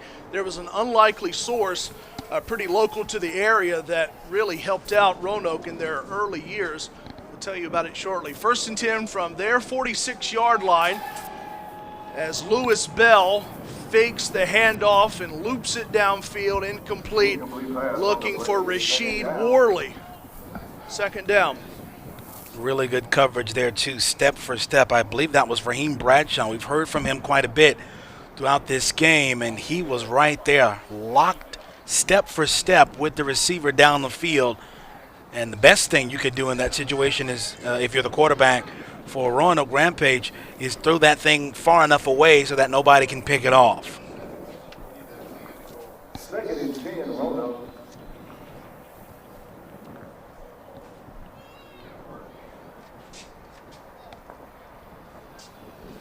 Under 8 to go in the third. 22-8, the lead for Tri-State. Their first game of 2025, same for Roanoke. The team should be feeling things out a bit better in the second half. Lewis Bell drops under pressure, tosses it up, dangerous but pulled in, completed to Matthew St. Clair. Sometimes you put those up, Armand, it can be up for the taking. St. Clair brought it down. Not enough for a first down, but it'll be 3rd and short. Well, St. Clair is a favorite target of the Rampage in this game, but we see in this half, as we saw in the first half, the pressure from Joey Maniscalco making things difficult for Matthew Lewis Bell. We've heard from him quite a bit, but give really St. Clair the credit there, because that was more or less a jump ball that he was able to bring down to bring up this 3rd down and 1. Now the ball is into Tri-State territory. This is something interesting, too, because now that it's 3rd and short, you know these teams are going to continue to go for it on 4th down. It's better, though, to try it maybe on a 4th and 1 than it would be a 4th and 8, 9, or more, as we've seen a couple of times already. So advantageous spot here for Roanoke, and Lewis Bell wasn't ready for the snap at all. Did Roanoke hold on to the ball? That's the next question. I think they did, but it is going to be a loss. Actually, they'll say right now it'll stay at the line of scrimmage. It'll be 4th and 1. They're going to back it up. See where they spot it. No, they're going to keep it where it is. 4th and 1, and really it's a miracle that nothing worse happened from that play. You're absolutely right about that.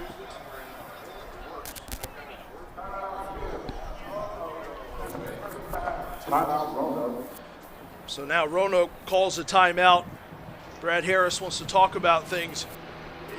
That was really the first time in this game we've seen a bad snap. Not really a bad snap, just a quarterback who wasn't ready for the snap with Lewis Bell. You could tell, AB, he just wasn't ready. Unfortunately, not a turnover. Definitely some miscommunication there. Yeah.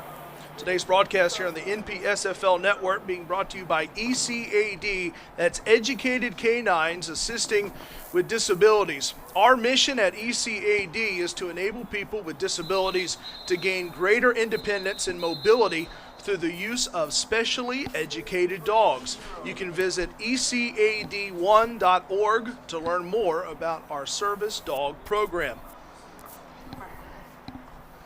4th and 1.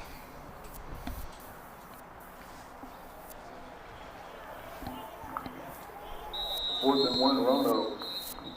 Now here you go as well, Armand. You got averaging about 305 up front. Do you maybe quarterback keep? Do you try to get your running back involved? You should utilize that offensive line. We've not seen the quarterback sneak much, if at all, here this afternoon. Lewis Bell up to the line, keeps. Lewis Bell leaning ahead, needs a yard. It's close, though. This could go either way. Lewis Bell didn't typically get that big lunge forward that you'll see for the first down pickup, and Tri-State has stopped him, needed a yard. Matthew Lewis Bell couldn't get it. Turnover on downs, and Tri-State leading 22-8 will take over. Lewis Bell got about a half yard, but he needed a whole yard that time. And Tri-State stands up and gets the stop. Nothing like getting a score, then getting a stop on the other end. So the Shields with all the momentum now, just over 6 minutes to go in the 3rd quarter. You got to take another chance, right? Ugarte. Deep shot here. Post pattern, right? So often you get that defensive stop, and like you know as well, AB, you go back, you want a big, quick hitter change, yeah, right after that defensive stop. I could see it. Motion man is Davis. Watch him. Instead, though, handoff goes to who else? Miguel Masonette. Masonette has a first down inside the 45-yard line. It's kind of a no-brainer in a way. You got to lead, keep it on the ground. Masonette, reliable hands. Yeah, so Coach Myers is smarter than me, right? I'm going for a big uppercut right there, see if I can knock him out.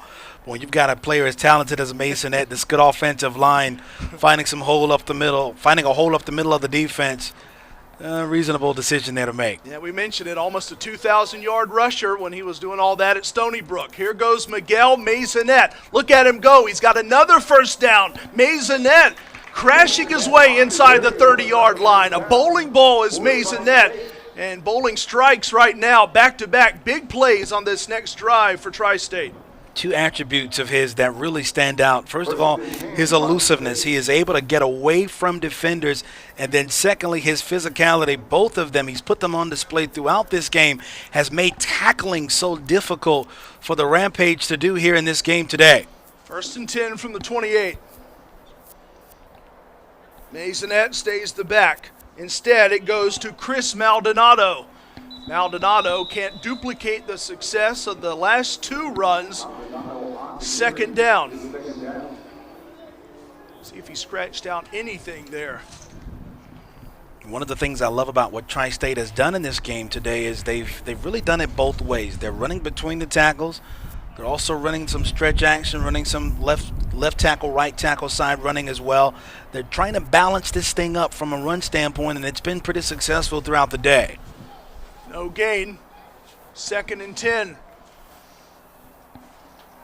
Just inside the 30 at the 28-yard line for the Shields. Leading by 14. Just over 4 minutes to go in the third quarter. Ugarte gets mobile. He usually only takes about a second or two and then decides to get going with the feet and then tosses it complete inside the 10-yard line and finds Thomas Davis with the catch to set up green zone opportunity now for Tri-State. And the quarterback had to just get that thing past Nick Spradlin, and he did. On the money with that one.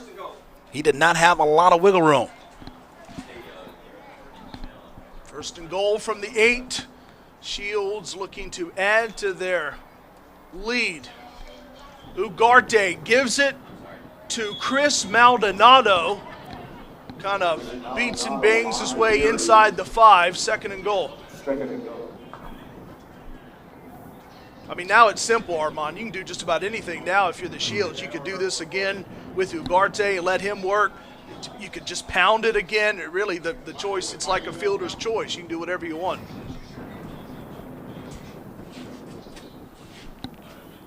I formation, love to see it. Give, Maldonado, nothing. 3rd and goal. A little old school, everybody loves the I. Mm-hmm. I like what they're doing with Maldonado here, getting him involved. You're also, another thing that's key, you're not only running clock, yeah, but you are wearing down this Rampage defense as well. Yeah. That attrition starts to set in. Yeah. Again, I formation. Maldonado, the up back, gets it. Instead, though, Ugarte actually keeps it. Ugarte trying to fake everyone out, looking to get him for the touchdown. He's got it. Ugarte going to bring this back with the clock running. No score for Ugarte, really close. They're going to bring it back to just inside the 5 at the 4.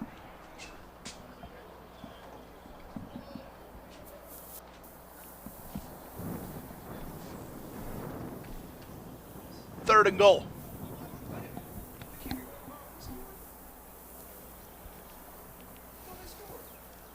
Ugarte, that one is deflected. Looking for Ramel Joseph. 4th and goal. Okay, so they did hold up the touchdown with Ugarte. There was some confusion there. Touchdown did score. That was the 2-point try, and it was incomplete to Ramel Joseph. Apologies there. So Ugarte's score does stand. I didn't really see a whole lot of signals there either from that. Typically, you see them pretty quickly. Yeah, I was a bit perplexed because the backside official did signal for the touchdown, but everything moved so quickly after that, there was really no full acknowledgement of the touchdown, but it is 28-8, Tri-State now on top by 20 points. Yeah, Ugarte clearly got into the end zone there, though, so we got some clarity on that. So the 2-point try, no good, but another touchdown with Ugarte scoring it. 2:19 to go in the third. Hey, it's the first game for everybody, right? Man, that's what, for us, it's been, 6 months or so. Yep. Hard to believe since football for the officials. It's what Tim was telling us. You have to go back to November, December, so, yeah. What was our last game together? What was that? It was like really early November. So yeah. About 4 or 5 months ago. I know. It's been a lot of basketball and now some softball and baseball and now spring football. Who would have thunk it? Valentine Ridge and Cuthbertson was our last game, wasn't it? It was. Mm-hmm. Yeah, I wasn't going to give up on it until I remembered. That's right. Flag as Ugarte kicks it low and away. Little burner on the boot. Went right to Worley. Well, Roanoke, even more work to do now. And I think going down, scoring a touchdown, not only necessary, but important here for this Rampage team. Time running short here in the third, and Tri-State, you kind of know the MO now once they get it, relying on that mobile QB and just running clock with that impressive run game with Masonette. So, with that penalty, though, you do get Roanoke the ball at the 40-yard line, and I tell you, it feels like they've got to make something happen here on this drive. They can't have another scoreless drive. They've got to make something happen. They've got to make it happen right now.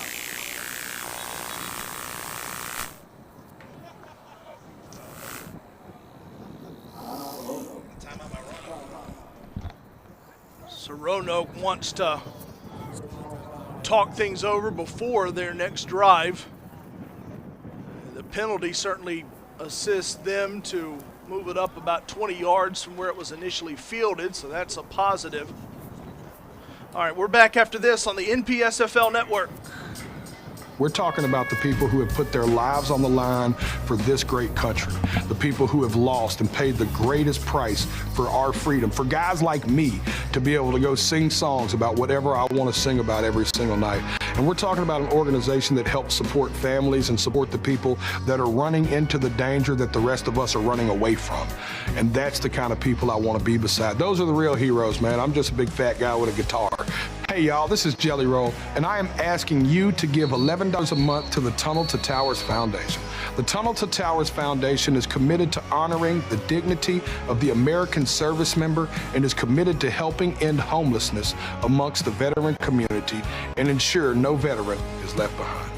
Providing a safe and dignified home is an imperative part of helping veterans who are homeless reclaim their lives. Donate $11 a month by calling 1-844-BRAVEST or visit t2t.org.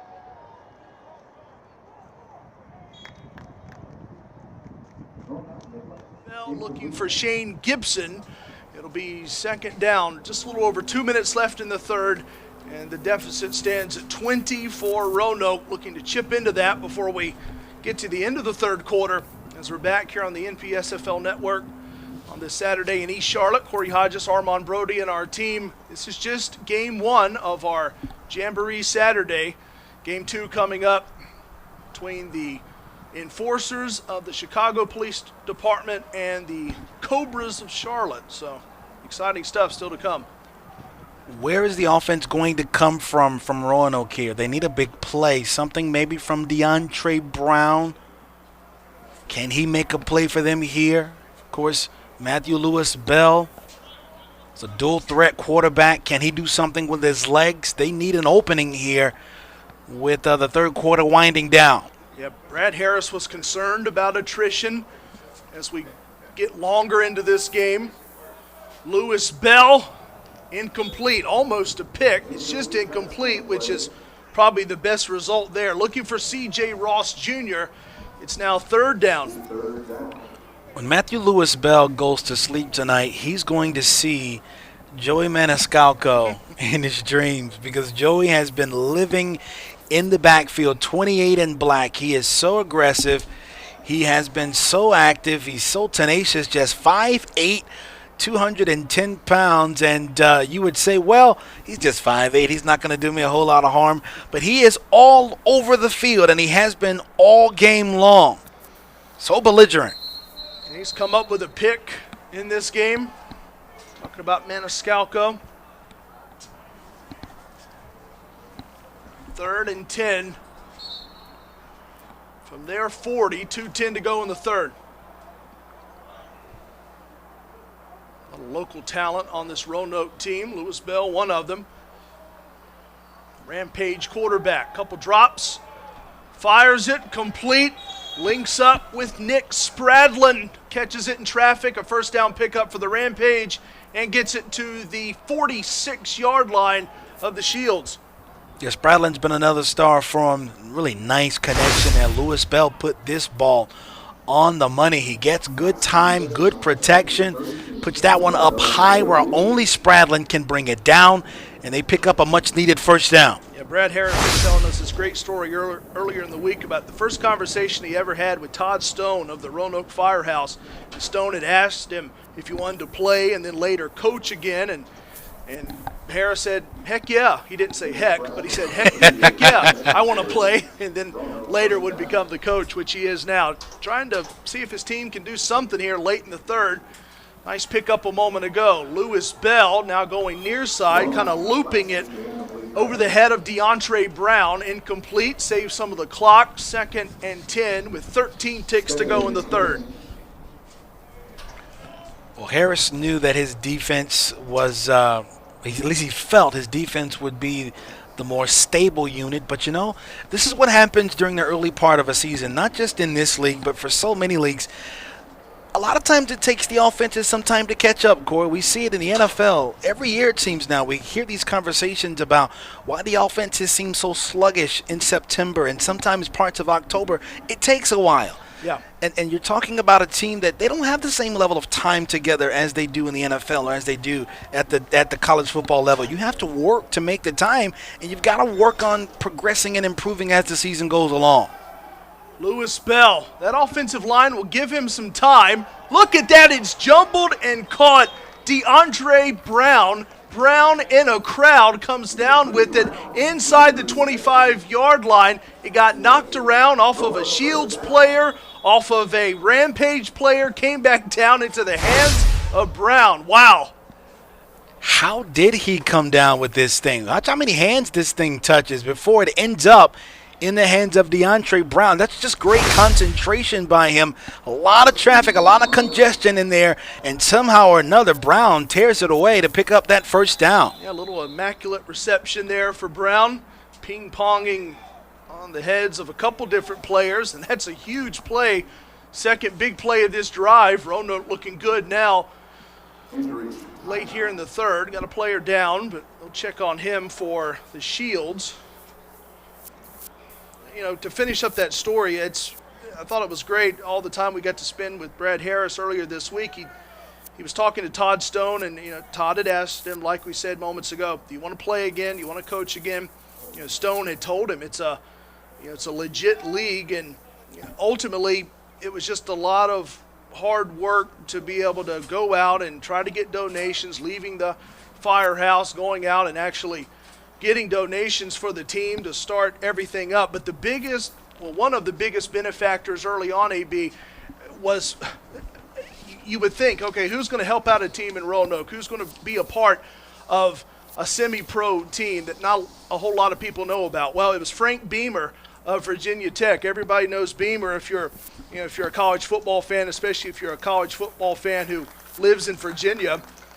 It's our broadcast today also being brought to you by the Tunnel to Towers Foundation. Since September the 11th, Tunnel to Towers Foundation has been helping America's heroes by providing mortgage-free homes to Gold Star and fallen first responder families.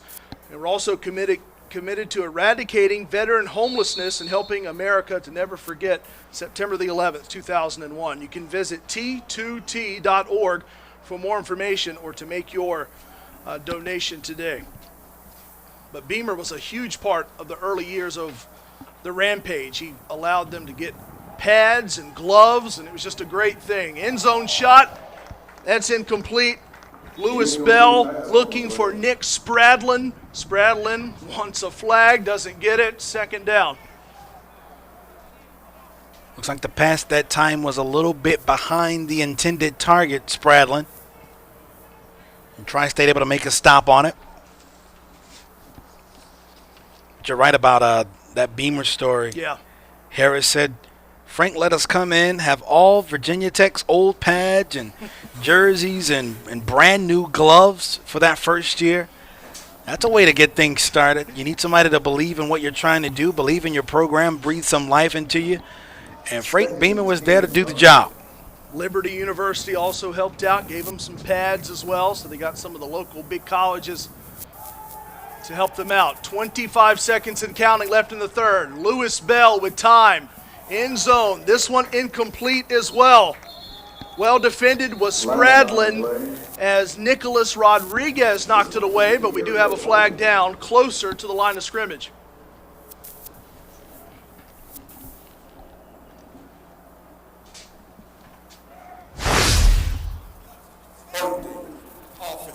Number 57. Yep, there's the hole right there on 57. You just saw it. Jeremy Hagwood, the guilty one. He tried to let go, tried to take his hands off, but he's got a fistful, 2 fistfuls of jersey right there as he was trying to drive Yvonne Monge back. He held him for probably 3 or 4 yards there. Yeah. Yvonne helping us out before we got here today as well. Wanted to shout him out for Tri-State. Also plays for the team as well. Correction. Penalty has been declined. 3rd down. So Tri-State will decline the penalty. They want the down instead of the yardage situation, so make it 3rd down. So they want the 3rd and 10 rather than the 2nd and 20. Obviously 4 down, sorry Corey, obviously okay. 4 down territory here for Roanoke. Yeah, time ticking, but that stops everything. 18 seconds left in the 3rd. If you're down by 20, you got to score, ideally before the end of the 3rd, because you need all the time you can get. Lewis Bell steps up now through. Lewis Bell in a crowd, gets inside the 20-yard line, picks up 3, maybe 4 yards. That should take the clock down to the end of the 3rd, and it will. So Roanoke is just going to attack in the 4th quarter. 28-8, the lead for Tri-State over Roanoke here on the NPSFL Network. So how many sophomores go? Well, I'm Gary Sinise, and I play Lieutenant Dan. Hello, I'm Gary Sinise, and while you may recognize me from movies or television, my life's mission has been to honor and support our nation's veterans, servicemen and women, first responders, our most severely wounded heroes, the families of our fallen, and those suffering from the invisible wounds of war. I appreciate everything that you do for our troops. Thank you for what you do for these veterans. What you do for others, God bless you. I lost my dad. I know, and we want to show you that we don't forget your dad. It's meaningful. Yeah. Because I didn't expect any of this. I'm just happy to be alive. So when everyone showed their love and support, it's overwhelming. Please join me to help us help our defenders who keep us safe and our communities strong. Donate at GarySineseFoundation.org. Roanoke and Tri-State, we've reached the 4th quarter of this opening game on this Saturday, week 3 of the 2025 National Public Safety Football League season. Corey Hodges, Armand Brody, and the team. Welcome back. 4th quarter, and Roanoke is, at least if nothing else, they're into the red zone, but here's the problem. 4th down for the Rampage, 4th and 6, and this is a critical 4th down, trailing by 20. You need to first pick it up or score. Ideally, try to pick it up here, Armand. You need points if you're the Rampage.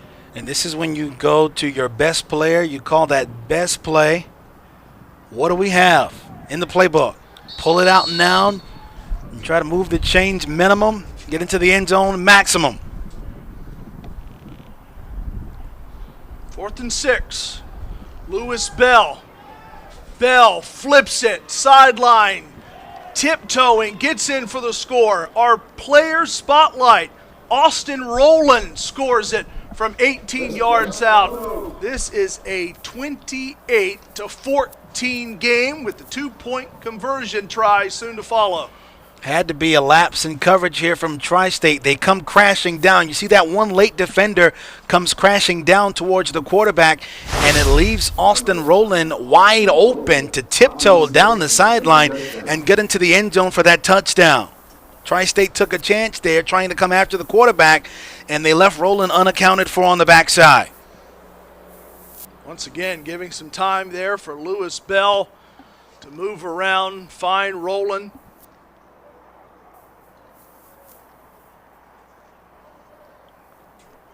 Two-point conversion, if successful, would make this 28-16. And the Rampage need this one just like they needed the touchdown.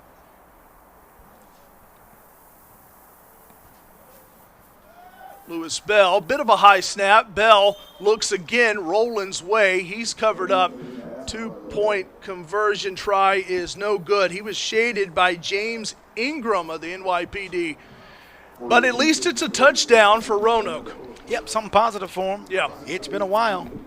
I think it was 22 unanswered points there from Tri-State before Roanoke got into the end zone there. Well, that's something to build on now to turn things back over to the defense, looking for a stop to get it back here against Tri-State.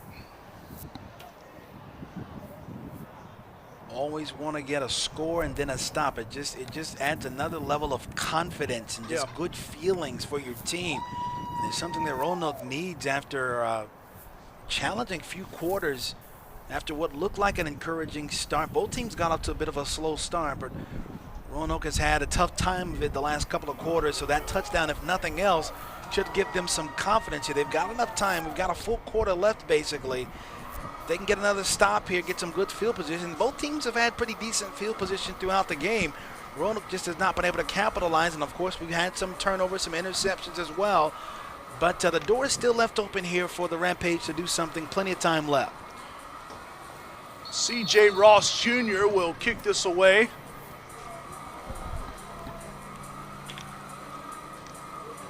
Masonette, one of the returners. Will it get to him? It'll take a couple big bounces. Flag on the play. We've seen a handful of flags on these kickoffs.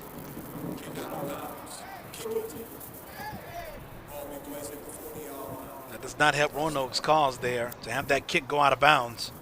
See, that's what's interesting, AB, is that now it's Roanoke who has to deal with the same situation they got when they received the football last time, when they got it out to the 40. So, you know, it's kind of now they're working against that.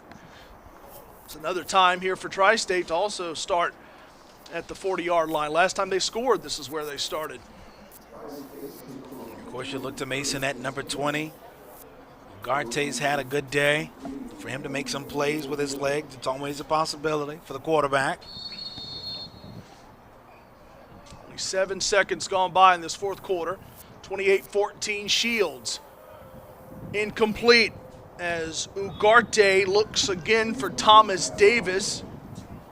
Second down as he looked far side, and Davis looked after by Rasheed Worley. Yeah, Thomas is only 5'6". Needed to be about 5'10", 5'11" to bring that one in. Got to keep that in mind. Davis, an undersized receiver.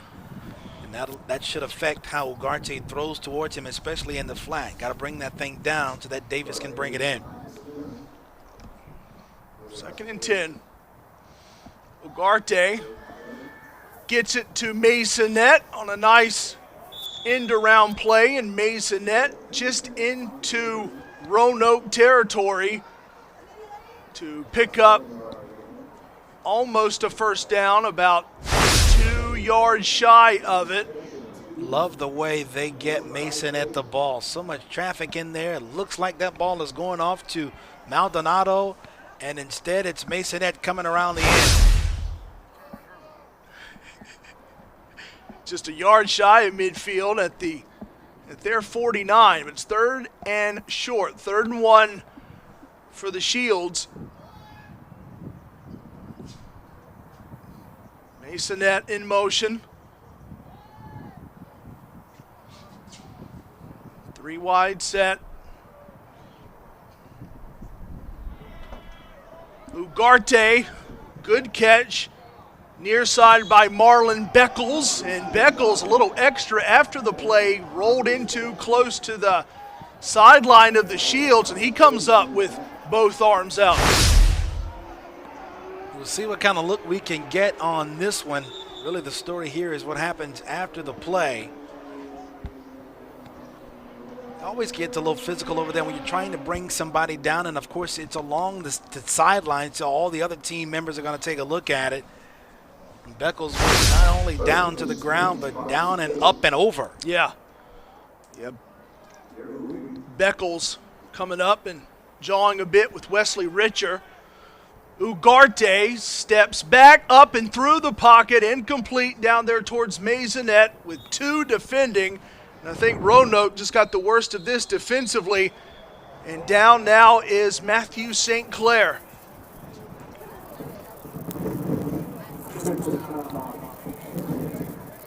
So everyone who can will take a knee here as they'll check on St. Clair. He's already back up sitting, though. Looks to be okay. He'll get a hand up from his teammate. And you saw at that time, Armand, it was the step up through the pocket for David Ugarte. So often we've seen him get that time and then get to the outside or keep it himself. And that time utilizing the protection to step up through the pocket. Today's broadcast here on the NPSFL network being brought to you by Fund the First. FundTheFirst.com is the #1 trusted and free fundraising platform for those who serve their families and their friends as well. Fund the First is in the business of supporting first responders, military, and medical professionals. You can visit FundTheFirst.com today to launch your fundraiser.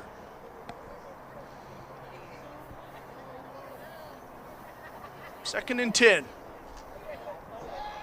Give to Masonette. Masonette with support has another first down and gets it inside the 35-yard line. Miguel Masonette. You figure of all the players who might struggle with the first game of the season, the attrition, Armand, Masonette wouldn't be one of them because, again, he's practiced against some of the best. That wasn't my story of that play, though.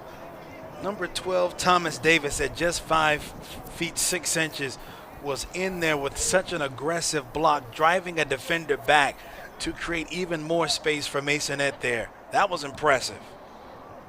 In the middle of all that action, one of the shortest men on the field is getting in there making a block for his running back.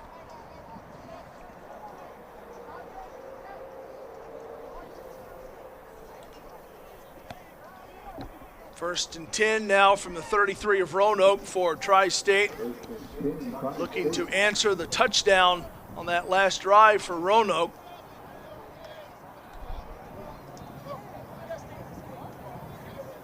Ugarte jumbled it a little after the snap, held on to it, connects with Marlon Beckles, and look at Beckles with some extracurricular moves after the play.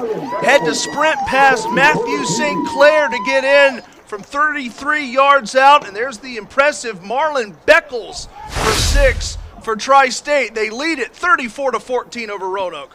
Protection is great from Joe Vallone. And then watch Beckles here break these 2 tackles. 1, 2, getting free for the touchdown. So impressive. I could have sworn he'd have been taken down before that, but he breaks both tackles to squirt into the end zone to pick up that touchdown. Oh, it's been almost 20 years since Beckles thrilled at American International College, but make no mistake, still a great football player. Thrilling for another team. Yeah, no kidding. Yeah, doing it for Tri-State. 2-point conversion try now. Ugarte give to Chris Maldonado. 2-point conversion is good. Maldonado's second 2-point make of this game.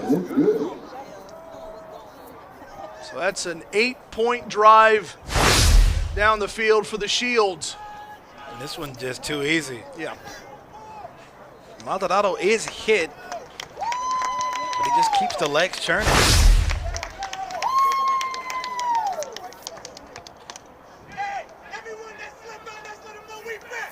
36-14. Tri-State's fired up. Josh Jimenez says to the fans, tell everybody we are back. They're making quite a statement here today.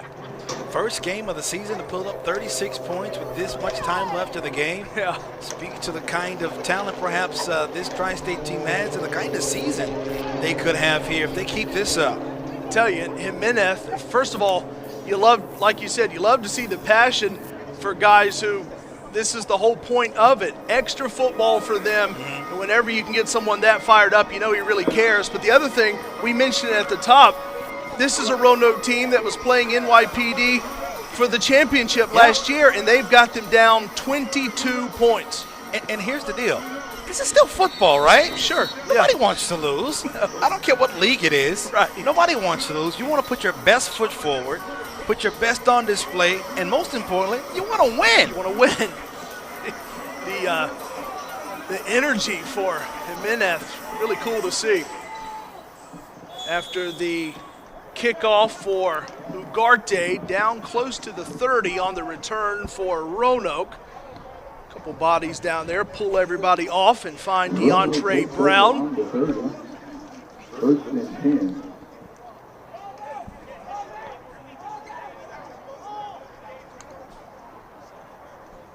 That last touchdown from Tri-State, I tell you, it really takes the wind out of the sails for Roanoke. You've got to find a way to muster up some motivation, some inspiration here, knowing that the odds are stacked against you down 22. Can Roanoke find some extra motivation here, some big plays down the stretch, so that even if they don't win this game, they go into the end of this game feeling much better about themselves? First and 10 from the 30 for Roanoke. Now the Rampage were missing one of their better players today, but it just kind of speaks to that point we were talking about earlier about how these are men who are they're not just in high school or college anymore. They've got other commitments, family commitments especially, and it was a tough break for Jeffrey Cobb, who was unable to make the trip. Quite a bench press for Cobb, I saw on social media coming into this week. One of the better players for the team. Cobb could not make the trip, and that's a sack. Nowhere to go for the Roanoke quarterback with Lewis Bell under duress, and that time Tri-State just brought pressure, sacked him. Second and long coming up. First time we've really have seen Bell be under heavy duress from almost the snap. Lewis Bell went over to the sideline and maybe get a better look or a better feel for the play coming up here, but and it's just been all game long, really, too, Corey. Even when Roanoke has had some success, Tri-State has been able to get penetration and make things more difficult for Matthew Lewis Bell than he's wanted them to be. It was a loss of 6. Now Lewis Bell back in, sending Matthew St. Clair to him to get the call, and then back in the slot. Lewis Bell slings it, caught at about the line of scrimmage by Brown, so really almost no gain. Third down. Thinking about something that Brad Harris told us during the week, talking about the importance of film. He said they've been known as a hard-nosed, hard-hitting team. And so much of what they do on the field is because of their ability to break down film well. And if nothing else, this game provides them with an opportunity to see in real time where are we going, what are we doing, what's going well, what could be better. And this being the first game, you have 3 more games at least to go here before the end of the season. We've got a long way to go. These teams don't play every single week, so it does give them some time to go back and look at some of the things that they want to improve upon after that previous game. All the games available, all the teams send out that game film. Lewis Bell connects quickly with Rowland, who scored the touchdown the last time that the Rampage were able to score. Gets that one to the 30, maybe just a bit beyond. This will set up 4th down and long for the Rampage. One thing to have a 4th down, it's another thing altogether to have a 4th down and long in this situation. And once again, find your best players, what's your best play, and see what you can make happen. It's a 5-yard pickup rolling from Lewis Bell. You'll need more now. It's 4th and 11. So you can find all those broadcasts, NPSFL Network on YouTube. Welcome to everyone who's joining us here for our first game of the day. We're into the 4th quarter of this one with Chicago and Charlotte to follow. Game 2 of our Saturday doubleheader jamboree of NPSFL Week 3 football here in East Charlotte. 4th and 11. Lewis Bell. That's picked. 3rd interception of the day for Tri-State, intercepted by Daniel Perez. And Perez is going to get the silver chain down there on the sideline. It's not the first time we've heard from Daniel Perez in this game. He just does a great job of reading and following through. Here it is on the replay. Perez is going to just jump this thing, hop right in front. Knows exactly the timing is perfect here from Perez to break towards that football. And he stays in bounds with the ball as well to follow through and make sure that interception is secure.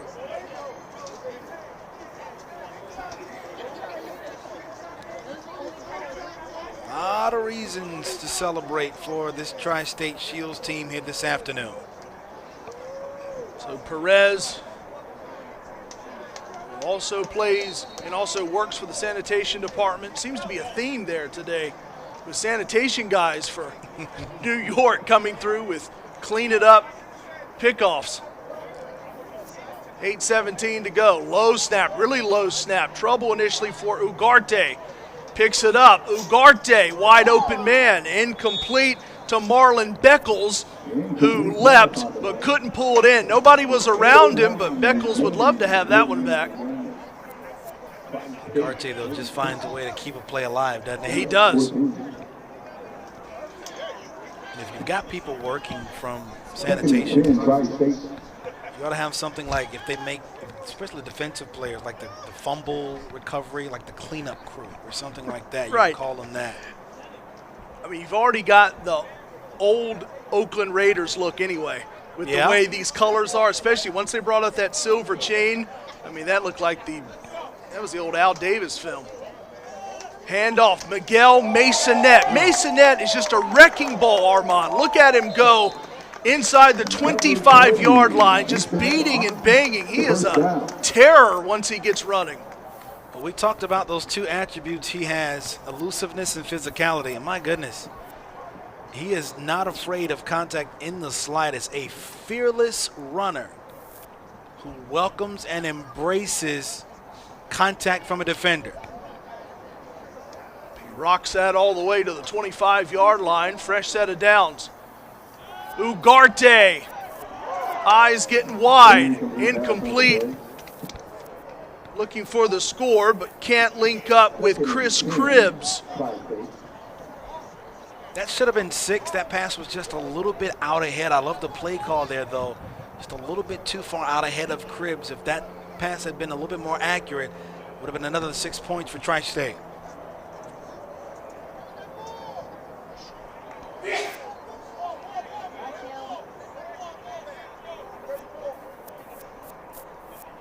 You can call pretty much anything at this point, though. A second down and 10. You've got 7.5 minutes left. You're up 22. The world is your oyster if you're Tri-State here. And they've got the big lead ahead by 22. Looking to start their season 1-0. Ugarte. It's caught. The touchdown. Ugarte links up with Ramel Joseph. 25-yard touchdown strike. 6 more points.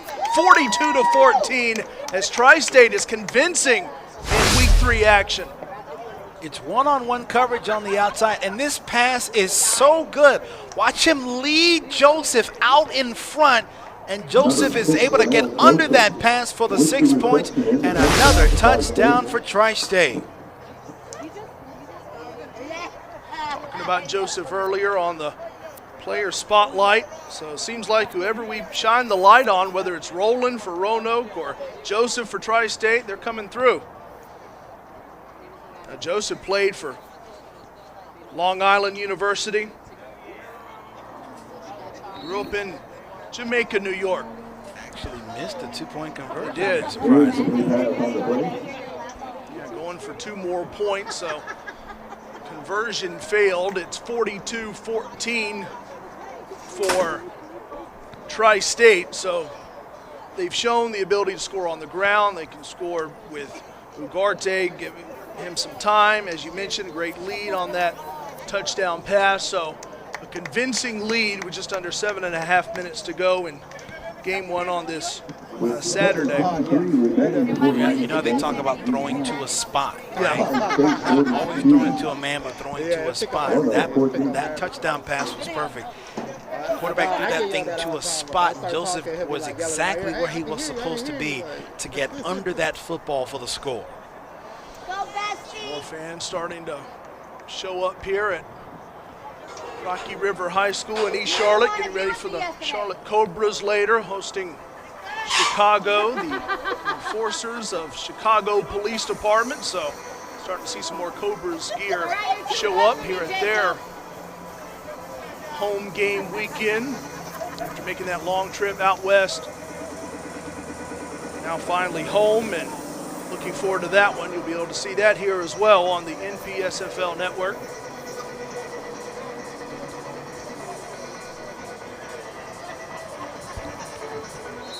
Eight-point lead in hand, no pressure now as Ugarte, the only real work he'll have to do for the moment is to pick the football back up, re-tee it. And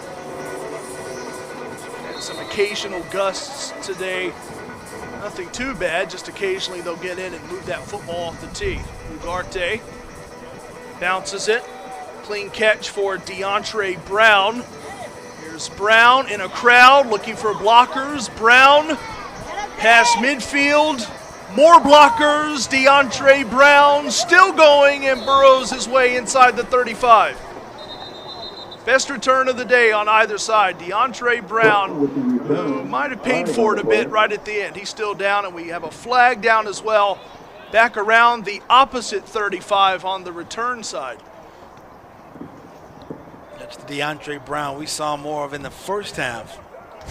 Electric return there, but that flag is down way back at the 34-yard line, and it's a hold on the Rampage. Yep. Taking another look at the return, and most of this is just DeAndre breaking tackles. Once he gets to the outside and then he's able to cut back in. Some missed tackle opportunities there by Tri-State. They've got to do a better job of trying to clean up on some of those tackles, but it's all coming back for the most part because of the flag, and it brings Roanoke all the way back to the, let's see where they mark at the 40-yard line.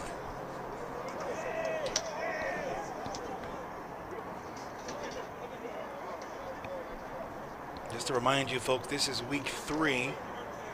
Tri-State's next game is week 5. They take on FDNY. And Roanoke is at NYPD week 6. That's their next contest. It's a rematch of the championship game from last year.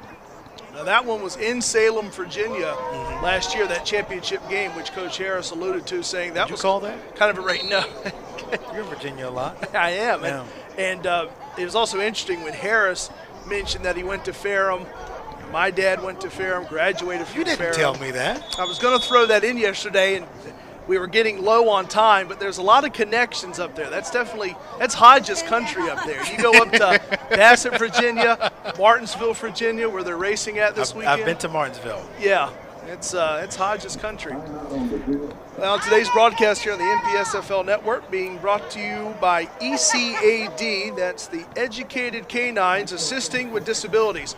Our mission at the ECAD is to enable people with disabilities to gain greater independence and mobility through the use of specially educated dogs. You can visit ecad1.org to learn more about our Service Dogs program. Today's coverage of Roanoke and Tri-State also being brought to you by the Billy Moon Foundation. Organ donation can have a profound impact on not just a recipient, but donors and communities as well. At the Billy Moon Foundation, we strive to be that lifeline of support for those in need. You can visit billymoonfoundation.org for more information on how you can register to become an organ donor, and you can do that today.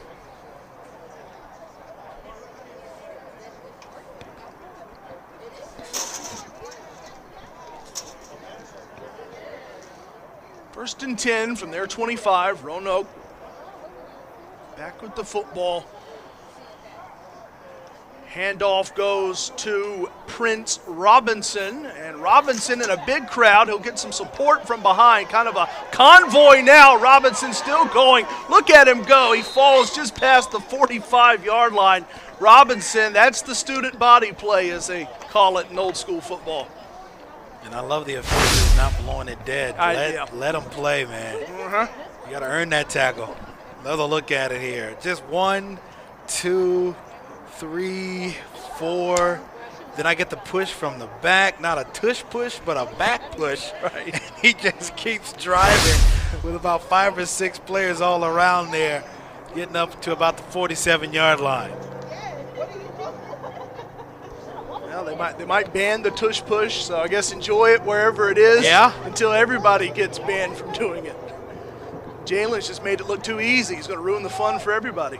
Handoff goes to Prince Robinson again. Why not? Robinson, now he's clear past midfield, and he'll get escorted down too. We've got a lot of police officers on these teams. Might as well get an escort past the midfield line. Well done. Yeah, thank you. I felt eventually got to make that connection here. I mean, these guys, they serve our communities more than they play football, so they got to be able to use some of their daily skills in football. So, yeah, why not give a little escort? Robinson. Tie it all together. He got to tie it all together. So Robinson, he was a couple yards shy of that first down pickup. They'll mark this at the 45 of Tri-State. Clock now under 5.5 and ticking. Rampage not moving with too much briskness. Want to get that best play in there.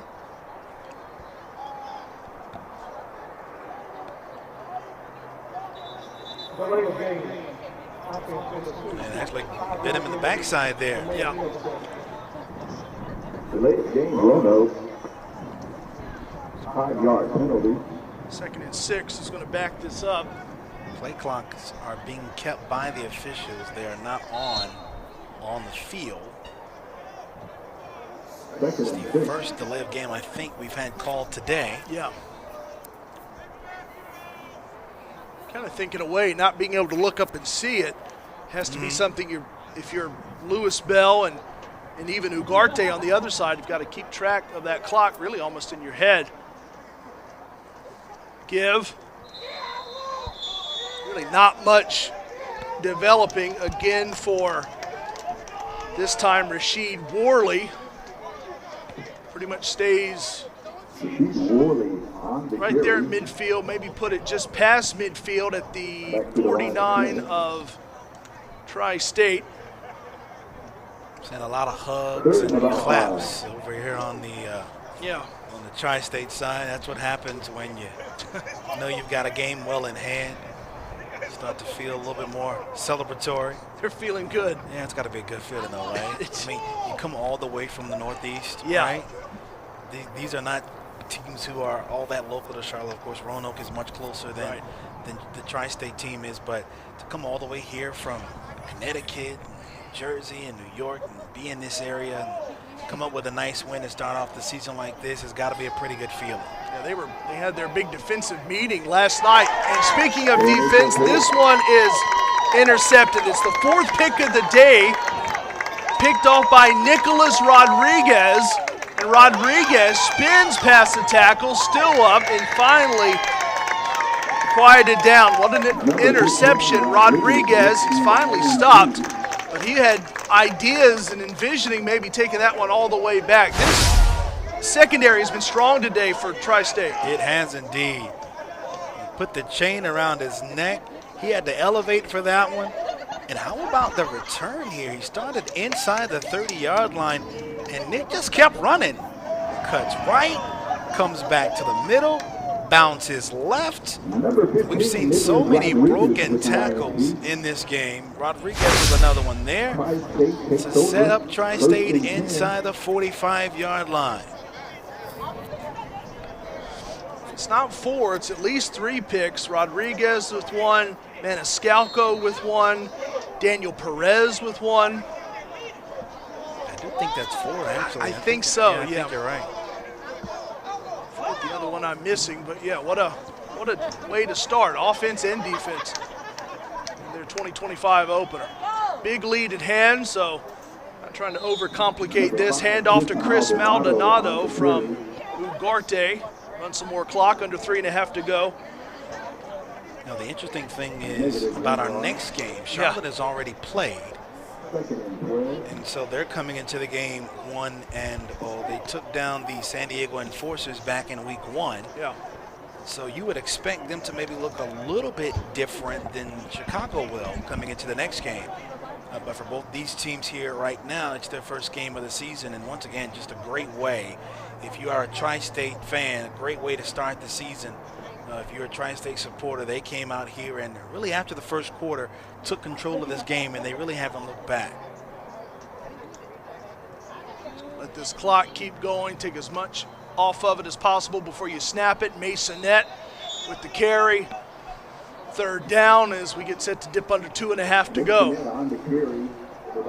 Yeah, I remember you telling me about a lot of Hodges, Virginia, that Hodges-Virginia connection there. Yeah, when he said Ferrum yesterday, of course I had to tell my dad about it later that day to say, hey, you sat on that for all this time. I was holding it mainly because that first half kind of had to get our way back into football, and then we were kind of feeling things out. But it was there in the back pocket. It's just, you know, my dad, he went to Emory and Henry on a football scholarship. Okay. He didn't play due to a variety of reasons, but then got his degree in 1989 from Ferrum. So I thought it was interesting with Harris also going there. And there's other players on this Rampage team who have played at Ferrum as well. In fact, Nick Spradlin had time at Ferrum. We're back after this, almost to the conclusion, game 1 of the day here on the NPSFL Network.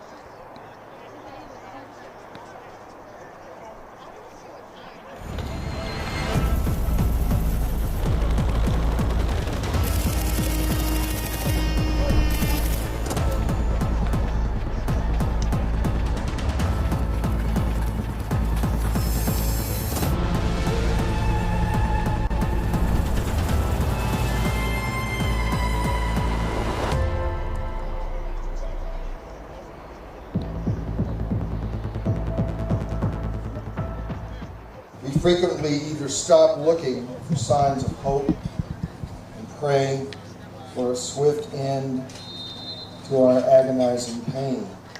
As one who has walked down this road, I can honestly say that nothing I have ever done has given me more hope, more relief, or renew my courage like my relationship to ECAN, especially the reception of my new best friend, Dozer.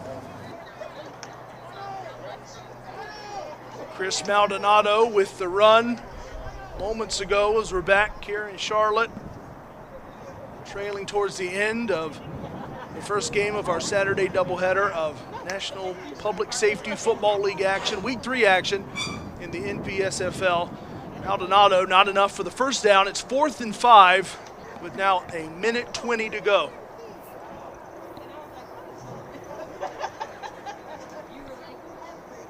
Ugarte, one more handoff to Maldonado, needing 5 yards to allow Tri-State to keep the football the rest of the way. He's short. And Roanoke will have it for the final 1:09. Both these teams in Division 1 of the NPSFL, 2 divisions. Mm-hmm. Those divisions are not, think of them as conferences. Yeah. Don't think of them as sort of classifications, if you will. But a good way for Tri-State to start the season, to get this kind of offensive productivity, the best scoring day of any team so far this young season. Yeah. And they come out guns a-blazing with 42 points in this one. And that's probably going to be the final score, 42-14. Yeah, Tri-State just a little over a minute before they can get a win to join Charlotte, who will play here later against Chicago, and also San Bernardino for teams with wins still in the early part of the season.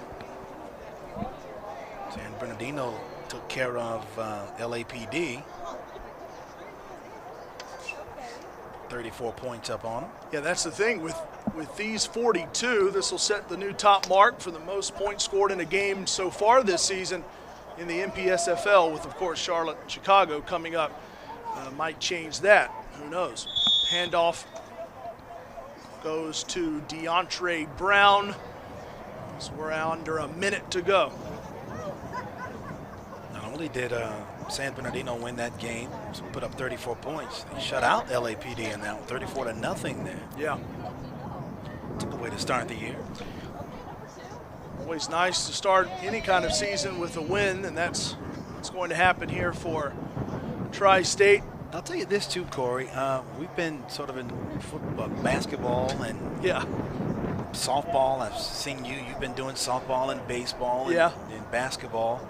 It's nice to sort of step back into football in the middle of spring like this here, at the beginning of spring, I should say. Yeah, I like the spring football. You can, everyone knows with UFL and everything back, it's kind of the time of the year now. You actually start thinking about football too. Right before the Masters, you start thinking about football because all the spring football comes back. So it is nice to see. That should be the last play of the game for Roanoke, and it is. 42-14 the final. Tri-State, the Shields, beginning their 2025 NPSFL season 1-0 with a big win over the Rampage of Roanoke. We knew the players early on. We knew to watch for Miguel Maisonette, Armand. He came through big. David Ugarte, somebody to watch the rest of the season. Very mobile, explosive, exciting quarterback. Also Marlon Beckles. But how about those picks from 4 different players? Maldonado won, also Rodriguez, and then Perez. This was a team, talking about Tri-State, that put it all together. Yeah, it's hard to focus on any one player. Just a real team effort here from Tri-State. Took advantage of some opportunities provided them by some turnovers and mistakes by Roanoke. They just put their foot on the gas, and they just kept rolling to the tune of these 42 points. Really good way to start the season for them. Absolutely. So a big win for Tri-State. They win it, and that's just game 1 of our Saturday Jamboree doubleheader football. Coming up next is Chicago, the enforcers of the Chicago Police Department, to take on the home team, the Cobras of Charlotte. You'll be able to see that one right here on the NPSFL network as well. So for now, we'll pause and come back. Game 2 next as our big Saturday in East Charlotte continues after this.